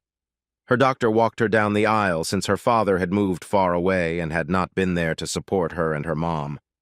I didn't know I could feel such strong dislike for someone I had never even met. The service was simple and lovely. The Catholic priest, along with a bishop, a Methodist minister, a Jewish rabbi, and a Muslim imam, held the ceremony. It seemed like the entire hospital's volunteer clergy wanted to be part of this special day. Friends and family, welcome to this occasion. When this young man came to me with his request, I was taken aback. Never in my career had I faced such a situation. So I did what any person of faith would do. I investigated and prayed for guidance. I consulted with my bishop and other friends of faith. We talked, we prayed, and we made our decision. God brought these children together, so who are we to judge? After speaking with their parents, caregivers, and friends, I realized I had met 2 of the best young people ever. So I spoke to God again, and He guided me here. This is not a legal ceremony. It is a marriage that will never truly begin. It is simply an expression of love between 2 young people who wish they had more time. I believe that if things were different, either I or one of my colleagues would be performing this same ceremony in a few years. This day is not about joining bodies, but about connecting souls. We are here to celebrate their love for each other. They have written their own vows. Please join me in listening. Cara went first. Wiley, I think I loved you the first time I saw you, singing and playing your guitar for children that many had forgotten. You tried to give us hope in a world that often feels hopeless. If things were different, we would have dated, gone to school, attended dances, and built a life filled with love and happiness. But life is what it is. We don't have much time, so we treasure what we can. I know I love you as much as a 12-year-old girl can love someone, and no matter how much time I have left, I want to spend it loving you. I didn't know what she was going to say, and it took me a moment to control my emotions. Cara, you are the most beautiful person I have ever seen. The fact that you want to spend time with me means so much. I don't feel worthy of your love, but I crave it and am grateful beyond words that you have shared it with me. I feel like we were meant to be together. I know I never told you this, but you're much wiser than I will ever be. I have a feeling that I will often wish I had your wisdom to guide me in the future. What I really want to say is I love you, Cara. No matter how many days we have left, I will love you, and I will love you for the rest of my life, no matter what. We exchanged rings and then knelt as the ministers prayed over us. The priest raised us up and said, "Friends, let me present Wiley and Cara, souls joined in love. Wiley, Cara, please share a kiss." And we did. We had a photographer capture the entire event in an album, which is kept safe with a video of Chip singing and pictures from Dad and Dody's wedding. We held a reception in the hospital cafeteria. Everyone enjoyed themselves. There was a DJ, and Cara and I danced our first dance. I don't think I've ever been as happy as I was while holding her and swaying to the music. I danced a slow dance with her mom while Dad did the same with Cara. Lately, it felt like I saw so much sadness around me. The highlight was when Cara tossed her bouquet. Nurse Peters, a kind woman, caught it. Her husband had passed away in an accident, leaving her alone with 3 kids. I think she was surprised by the attention I gave her. She seemed to have a soft spot for me. Once, she mentioned that her birthday was coming up. So I teamed up with the other nurses to get her a cake. I also had some flowers delivered to her desk. At first, she thought they were for a patient, but when she read the card, she rushed to her office. When she came back out, her eyes were red, but she was smiling. She cried again when she saw the cake and hugged me tightly. A reporter was there, covering a politician opening a new wing, and noticed our little party. After gathering information from different people, he approached me and asked if he could write a story. Since we were alone, I agreed, but only if he could do it as a celebration of Cara's life after she had passed, with her mother's permission. He agreed right away and gave me his card. I still have a newspaper clipping in my safe. He was a talented writer and treated Cara with the respect she deserved. He ended the article with a note from me, suggesting that if people were touched by her story, they could donate to cancer research in her honor. The story was shared widely, and people sent me cards of sympathy. They also donated over $90,000 for research. Cara lived for 3 weeks after the wedding. I was with her a week before she passed when she made a heartfelt request. Wiley, we should share a special moment together. Married people are supposed to be close. Will you lie down with me? I felt uneasy about it, worried about her health. But she was very insistent, so I lay down beside her on top of the covers. This is much better, she said, snuggling under my arm. I held her until she fell asleep. Feeling tired, I drifted off too. I woke up to see Nurse Peters at the door, tears in her eyes. Why do people always seem to cry when I'm around? I started to sit up, but she shook her head, covering me with another blanket. She leaned down and kissed my forehead before leaving quietly.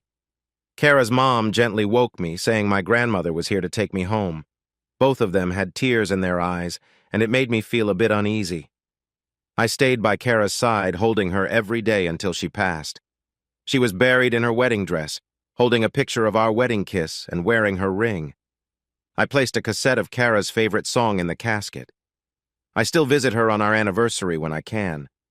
I continued to play music for the kids in honor of Cara. One little boy showed me a drawing of a minstrel from one of his storybooks and said it looked like me. I thought about that for a while. My friends from college helped me, and soon I had an authentic minstrel outfit: orange tights, green boots, pantaloons, a tunic, and a red cap with a big feather. It was a hit. I switched from playing the guitar to using an old-style mandolin to make a more dramatic impression. I quickly learned that changing clothes at the hospital was a good choice. People gave me strange looks when I dressed up as a minstrel and drove a fast car. Nurse Roberts remarried about 9 months after Cara passed away. She met a doctor while volunteering, and she proudly introduced me to him as her son. I felt truly honored. Now retired, she spends her time volunteering and has become well known in our town for her dramatic storytelling. She brings stories to life. After seeing my minstrel outfit, she began wearing colorful clothing that reminded me of gypsies. We often perform together. I usually go first and introduce her as my dear friend. Some people think she is my mother. Around this time, I started to separate my feelings and experiences. I was jealous of the time I spent volunteering and didn't want to share it. I felt that it was disrespectful to Cara's memory. I was a bit in shock. Mom was gone. Chip was gone. Cara was gone. By the time I was just over 14, my mother, brother, and first love had all passed away. My father was fighting his own battles, and my grandmother was struggling to care for us both while dealing with her own health issues. I believed that if I got too close to anyone, they would leave me too. It took Dody and my grandmother to help me feel better. In search of comfort, I turned to music for healing. I practiced a lot. My guitar teacher even wanted to send a video of me to a music school. Then, life threw me a curveball. While racing on our mountain bikes, I accidentally hurt my left hand and broke my little finger multiple times. Although I healed, my finger remained weak. A few weeks later, my instructor insisted I come back for my lessons. I was hesitant, thinking it was pointless. But that lesson changed everything. He introduced me to the slide guitar and even lent me a bass guitar to help keep my fingers flexible. My guitar teacher was an incredible person. When I first met him, he was about 50 years old and had played in big bands and rock groups. After meeting someone he loved, he chose to stay home and run a music store while giving lessons on the side. Over the years, he taught full-time and let his wife and son handle the store. His wife also taught music, specializing in piano and organ. I learned from her as well, discovering a love for the organ. But more than any other instrument, I loved playing slide guitar. Once my teacher showed me the basics, I practiced all the time. I found slide guitar to be very expressive. It could make music that felt joyful or sorrowful. I studied how different musicians played. Eventually, I found my own style. My sound was sharper and crisper than anyone I tried to imitate. Musicians like Derek Trucks, Leroy Parnell, and Greg Allman coaxed beautiful notes from their guitars. In my playing, it felt as if I was deeply connected to the instrument, pulling the notes out and letting out my emotions. I usually kept things calm, but when I got excited, my true feelings showed. Jimmy, the drummer, really enjoyed it when I got fired up. I didn't often play slide guitar with the band, except when we covered the Allman Brothers. Most of the time, I played the bass, which was my main role. Besides playing slide, I loved being on the bass. I could slap and pop better than many funk players, but over time, my style became deeper. It didn't fit every song, so I would adjust when needed. I could sing pretty well, but I had almost ruined my voice in my younger days while playing in metal bands. Those songs require a lot of shouting. Realizing the strain I was putting on my voice, I chose to sing less and even took lessons to get my range back. After some practice, I could perform 2 sets in a row before my voice began to tire. In the band, we had a good mix. 3 of us could sing well, and the others added nice harmonies. I thought my life was going well until 2 events changed everything. The first was when I met Freddy Johnson. Most people didn't recognize his name, and honestly, I didn't know him until I heard him sing. But I wasn't into country music much. I usually sold my guitars through word of mouth by telling music stores I trusted and collectors I had met over the years. I had tried selling online, but while there was interest, I found that most people weren't serious, and I wasted a lot of time. Freddy called me, introducing himself and saying that a local music store told him I might have something he wanted. We set up a meeting for the next Monday. He met me at the mini warehouses I owned. They were originally built to be a truck stop after a developer got inside information about a new highway route. Unfortunately, plans fell apart when an investigation about a state highway official revealed the truth. The highway went elsewhere, and the property went into bankruptcy. It sat empty for 8 years until the bank decided to auction it off just to clear it from their books. The property was 9 acres, fully paved with a store and a garage that could handle big trucks. Its estimated value was just under $600,000. The bank hoped to sell it for $250,000. I was 22 at the time and saw a chance. I wouldn't receive my trust fund for another 3 years, so I convinced my dad to help me with a loan to be paid back when I got my funds. Property was selling well, and I didn't think I'd have much luck. Surprisingly, not many people showed up for the auction. Most investors were looking to buy homes, while this property was zoned for business. The location wasn't very good for business, so there wasn't much interest. In the end, I got it for $164,000. After waiting 30 days, as required by the bank to consider other offers, we closed the deal. My dad wrote a check. With Dad's okay, I borrowed enough money to build mini warehouses, put up a 6-foot steel fence around the property, and install security cameras.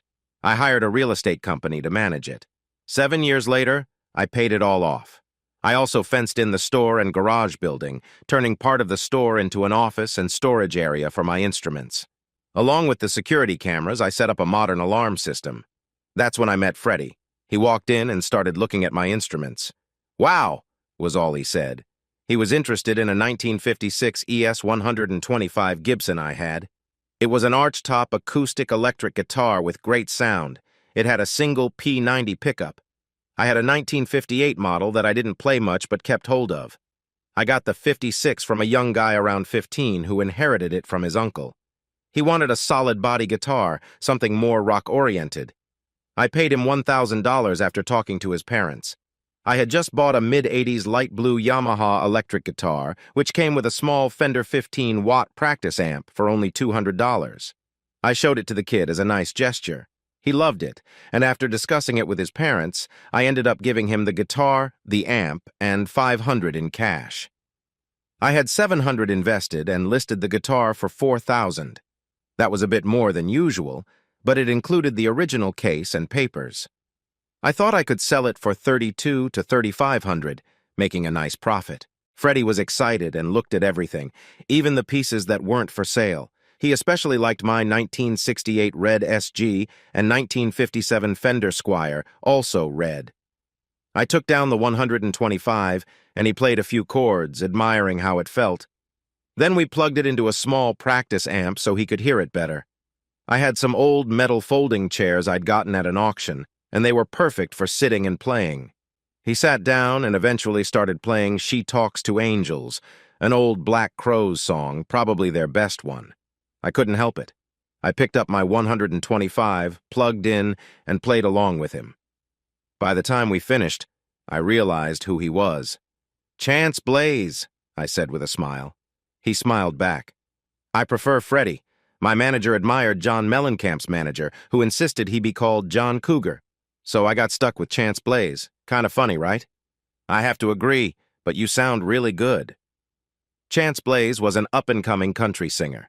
At just 25, he was charming and could really sing. He had a bit of a rebellious image, and many of his songs had a touch of rock.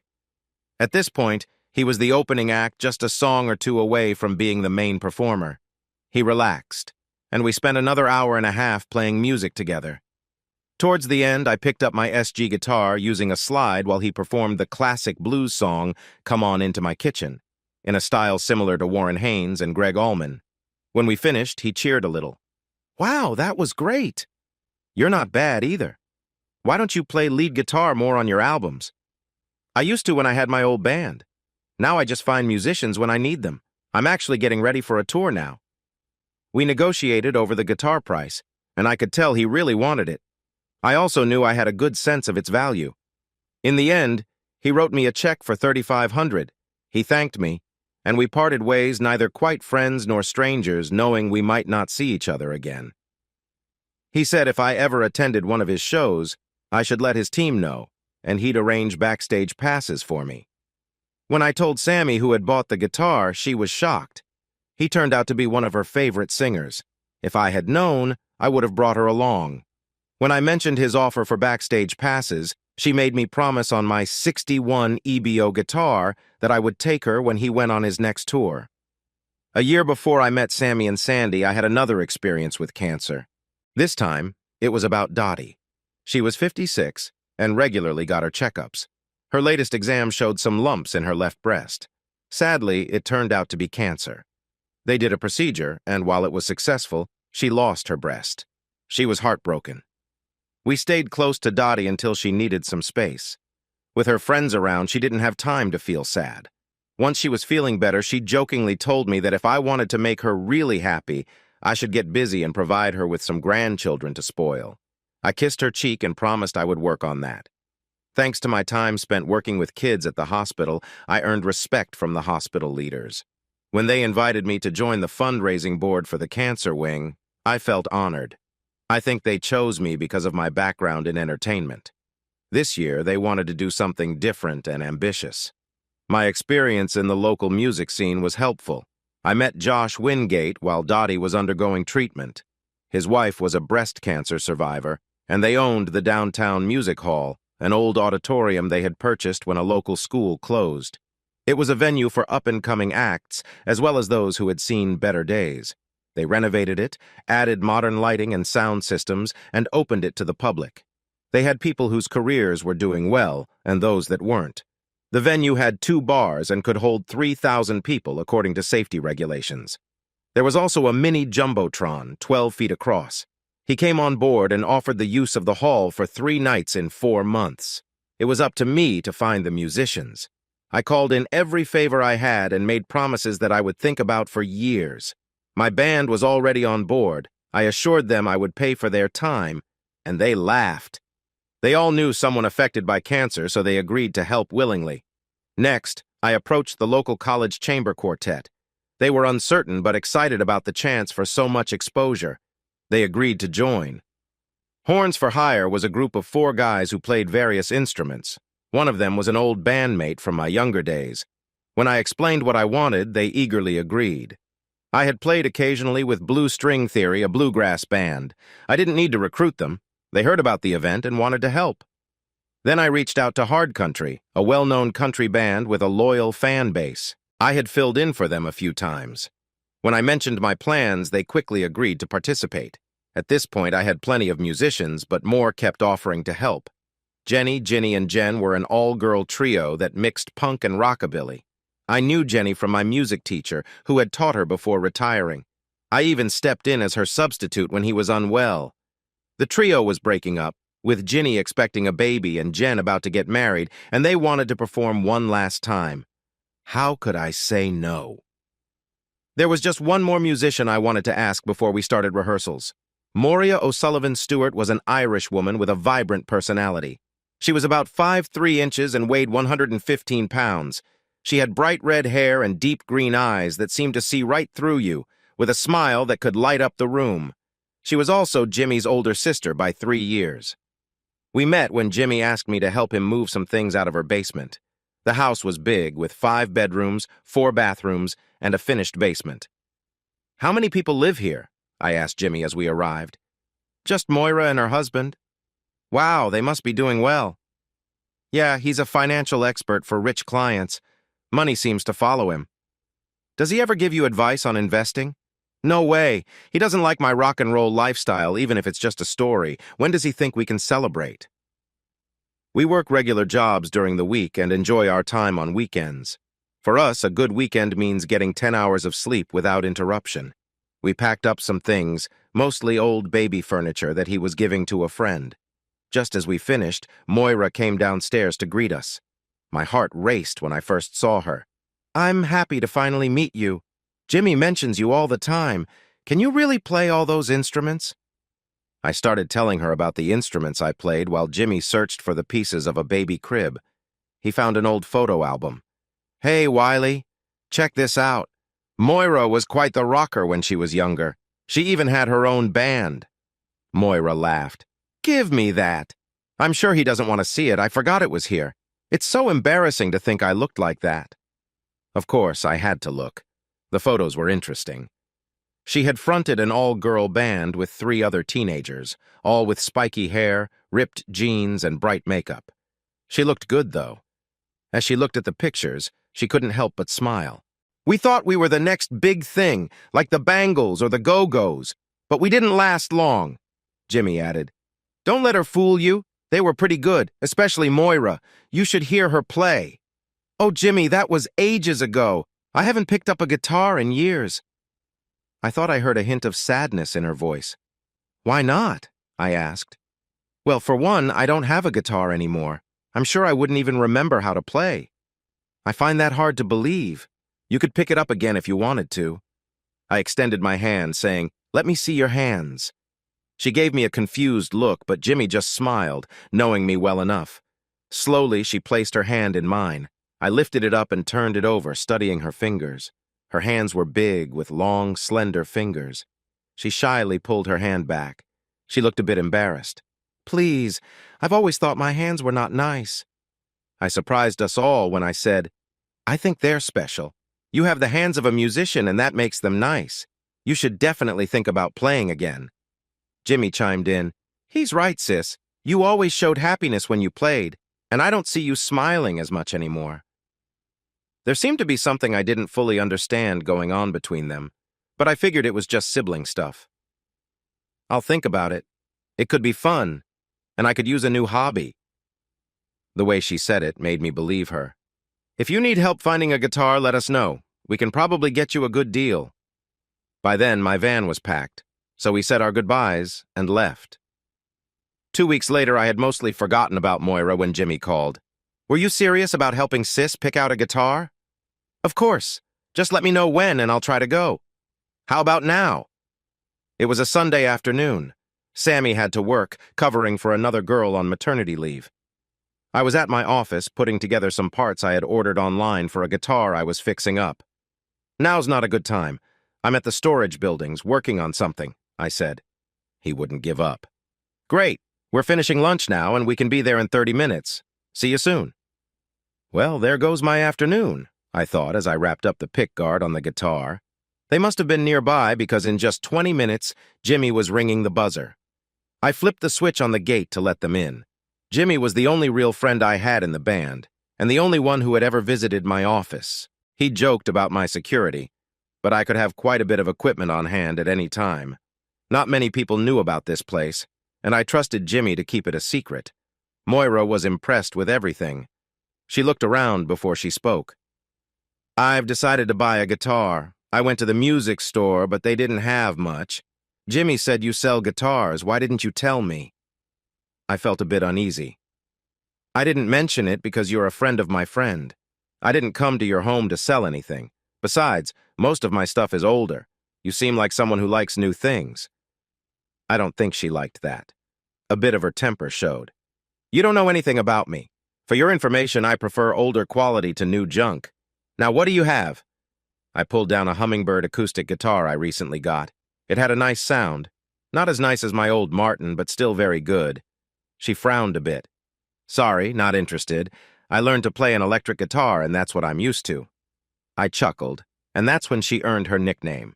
"All right, Clapton, let me see what you have." I remembered a time when Eric Clapton talked about how long it took him to feel comfortable with an acoustic guitar since he started with electric. He realized that he had to control the sound by how he played, not just by turning knobs. He said it made him a better musician. Clapton is an amazing guitarist, but I never really got the "Clapton is God" phrase that went around when he first started. I imagined two friends joking about it and one saying, "I'm not sure about that, mate. I think good has another O in it." Every guitar I showed her wasn't what she wanted. I told her that was all I had for sale at the moment, and if she could tell me what she was looking for, I would try to find it. She pointed to my '57 Squire. "Let me play that," she said. I set it up and let her try it. It was clear she loved it from the first strum. I have to admit, it looked better in her hands than mine. She was a bit slow and missed some notes, but I could tell she used to have great skills. We left her alone for a bit because Jimmy wanted to see the drum set I had bought recently. I don't usually deal with drums, but this set was special. It was a Ludwig, from a time when everything was made with more parts: double snares, double toms, double bass drums, and a lot of cymbals. It was quite impressive. I found it while looking at a guitar to see if it could be fixed. It couldn't.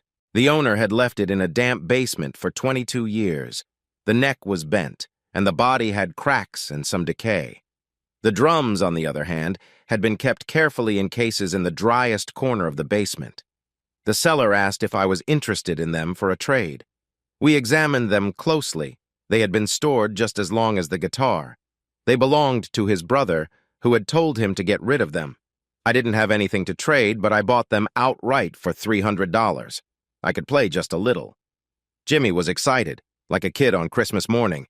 He started setting them up right away. Moira came over when we were halfway done. I had been listening to her play. I could hear that she had improved a lot in a short time. "I want that one," she said, holding a guitar. "You can't have that one. It's mine and not for sale." She didn't like the answer. "Come on, everything has a price. I can pay for it. My husband will just laugh and write you a check." I quickly shut her down. "Listen, this guitar is not for sale. Did I say it clearly enough for you to understand? I can help you find one like it if you want, or you can look online."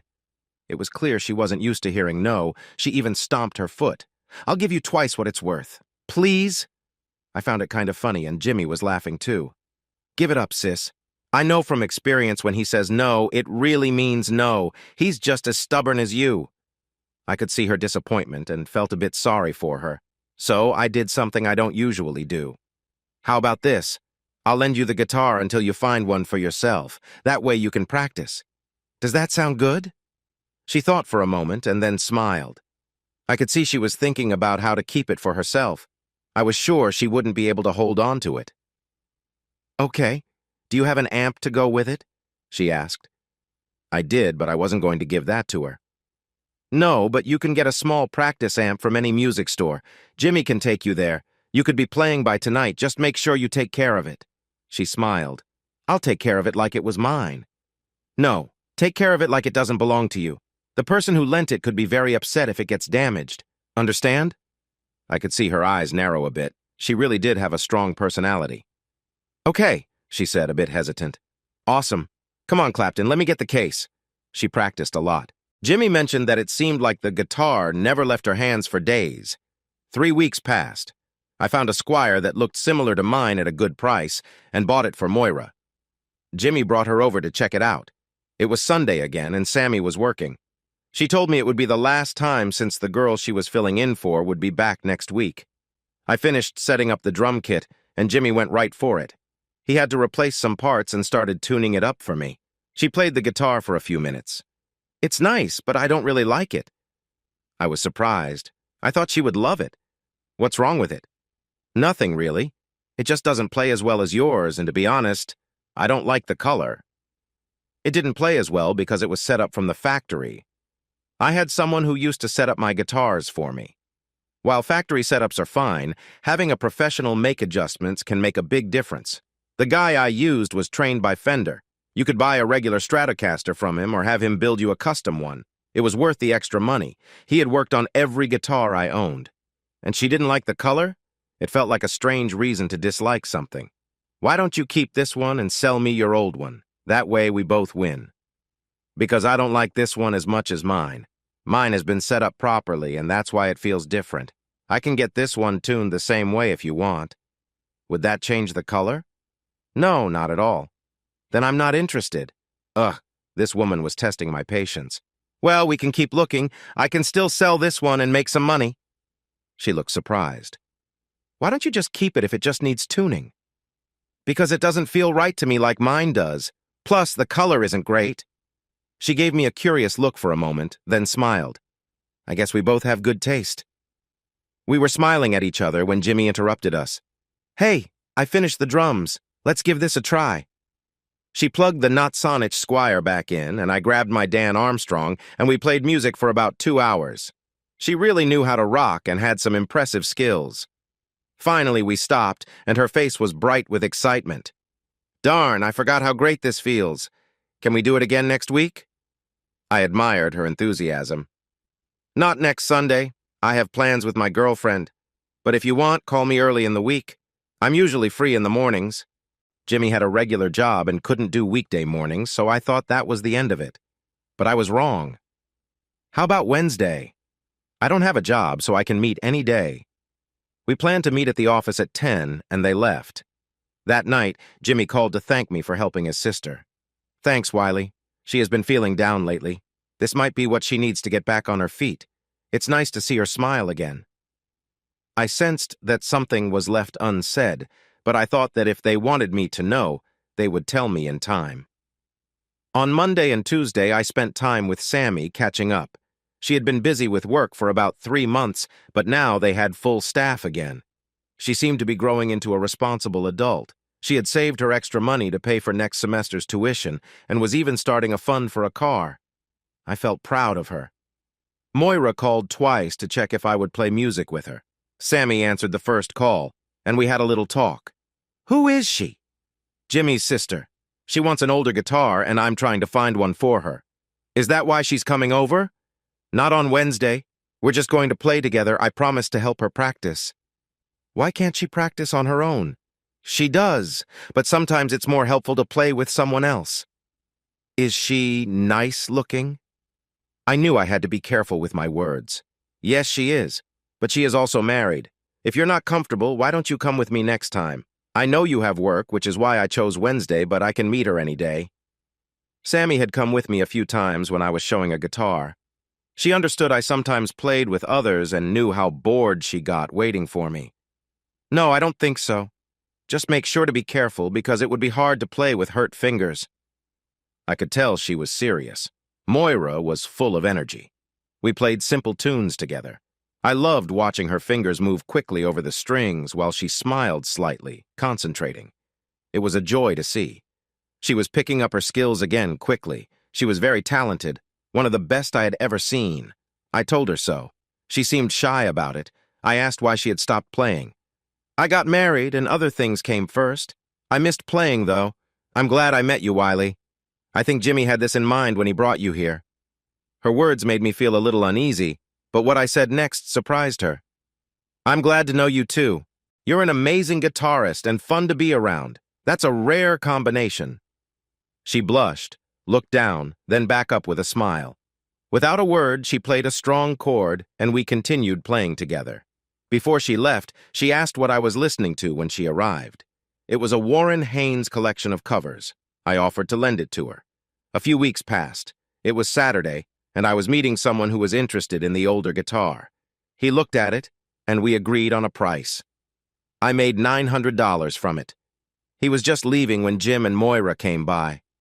"Hi, guys. What's up?" "Not much. We thought we would ride over to the guitar shop. Moira wants to try out one of his guitars. She can't find anything she likes more than your Squire, so she's thinking about getting a new one." I said I would love to go. Sammy was at work, and it was our weekend off from the band. We decided to take a weekend off every couple of months. It made our partners happy and helped us avoid getting worn out. I could usually find work with someone else if I wanted. This time, I just wanted to relax. Jimmy wandered over to play the drums again. I had a feeling he would end up with the set. It deserved to be played by someone who could really enjoy it. I had about $500 in it with the new drum heads, and I planned to let him have it for that. He didn't know it yet, but I would pretend I had other people interested in it to keep him on his toes. He wasn't broke, but money was tight. He and his wife were strong in their faith, and they already had 4 kids. I figured they might have 6 or 7 in the future. I shared my plan with Moira. She loved it and suggested an even better idea. "Wiley, his birthday is in 3 weeks. Let me buy them as a gift. Then we can tease him a bit. We can pretend they are sold and surprise him on his birthday. After all, isn't it an older sister's right to annoy her little brother sometimes?" I thought that was a great idea.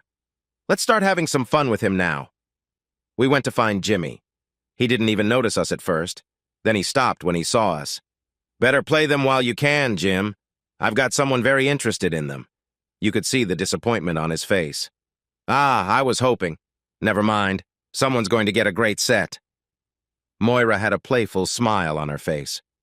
"While we're here, let's enjoy them a bit more. I want to show Wiley a new song I've learned." We plugged in the gear, tuned up, and got ready to play. I was surprised when she started playing. It was "Let It Rock," the Chuck Berry song, played just like Warren Haynes did it. It was my favorite cover. It had a straightforward rock and roll sound. The bass line was a classic blues riff played with lots of energy. Jimmy recognized it because we had listened to it often in the van. Jimmy could sing it too.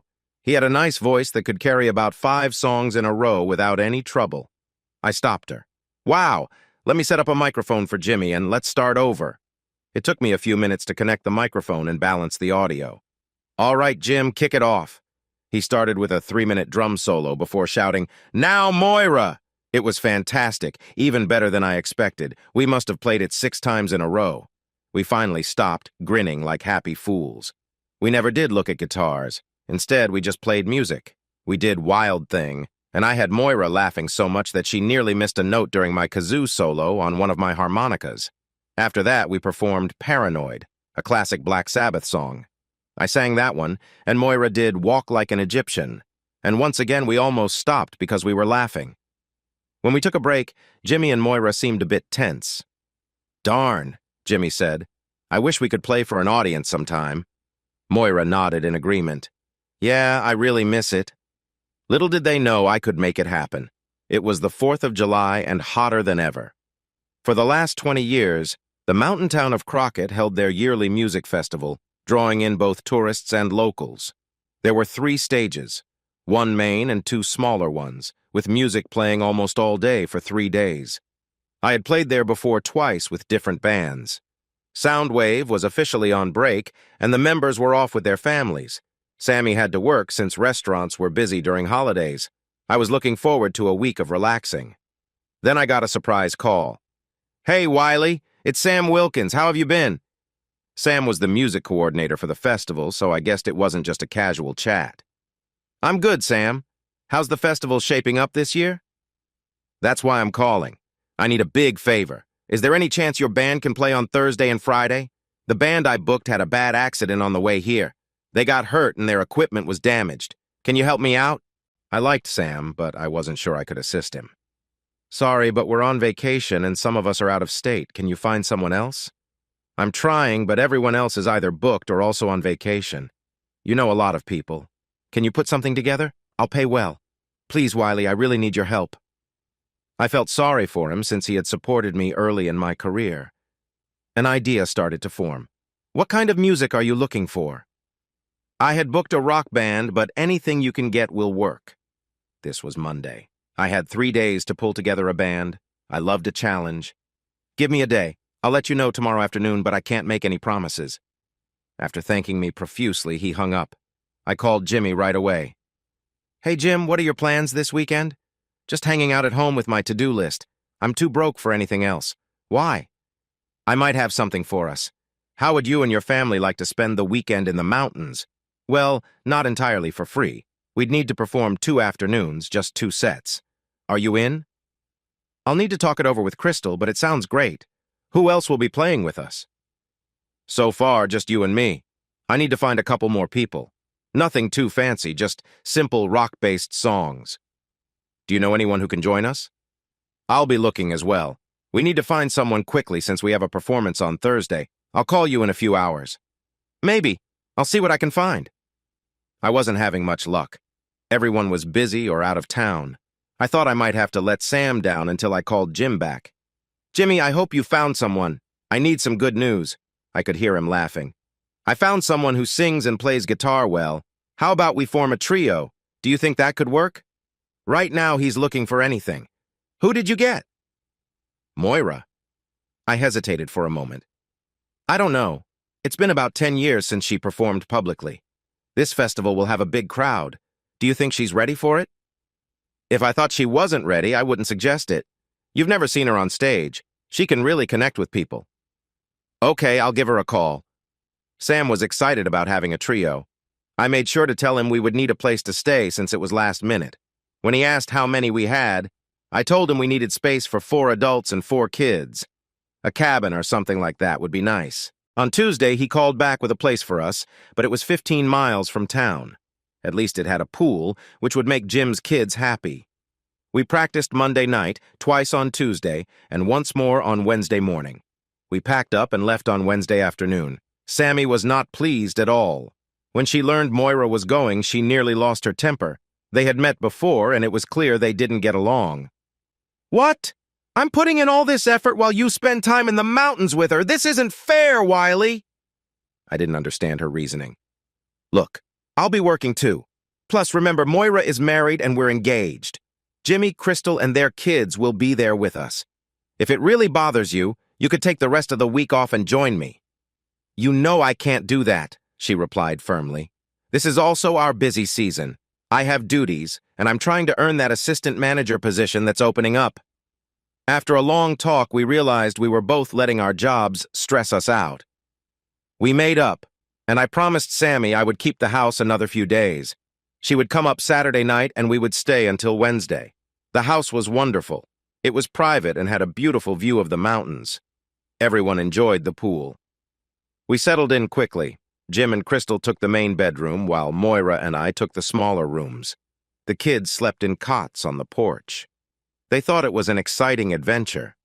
We thought the youngest, their 4-year-old, would want to sleep with Jimmy and Crystal, but she insisted she could sleep with the others. The parents smiled, while Moira and I wondered how much sleep they would really get. After the kids had time to play in the pool, we grilled burgers and hot dogs.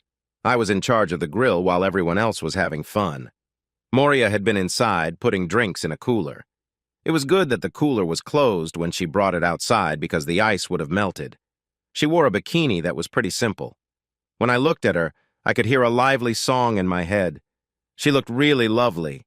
Everyone laughed when I accidentally burnt the first burgers. Jimmy came to my rescue. For goodness sake, put on a shirt before he faints. It's not nice to tease like that. We both turned a little red and she put on a shirt. After we ate, Jim and Crystal started to feel sleepy. The kids wanted to stay awake to roast marshmallows. Moira and I offered to stay up with the kids so the adults could rest. The kids rushed to the bedroom. We had a great time helping the younger ones. Once they were really full of sweets, we sat around and shared ghost stories.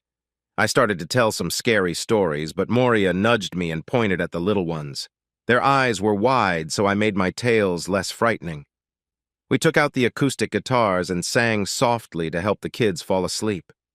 I think we enjoyed it just as much as they did. After everyone was asleep, I made coffee and we sat together on the love seat, enjoying the view of the moon over the mountain. She was feeling cold, so I covered her with a blanket. For a while, we sat quietly. I played my guitar, picking out soft melodies that felt just right. I nodded toward the kids.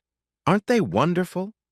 She had a small hitch in her voice when she replied, Yes, they are, but maybe it's just the proud aunt in me. What about you? Do you think you'll have kids someday? I hope so, at least 2. But I worry if I'll be a good parent. She spoke with confidence. You'll be a great dad. I've seen how you are with Jim's kids and others. You have a natural kindness and kids trust you. That's a special gift. Her opinion really mattered to me. What about you, Moira? Do you see yourself having kids? I could feel her sadness as she answered. I don't think I will have any. I was curious why, but felt it was better not to ask. A cloud had passed over the moon, and when it cleared, I could see traces of tears on her face. Even if it wasn't the right moment, I felt she needed comfort.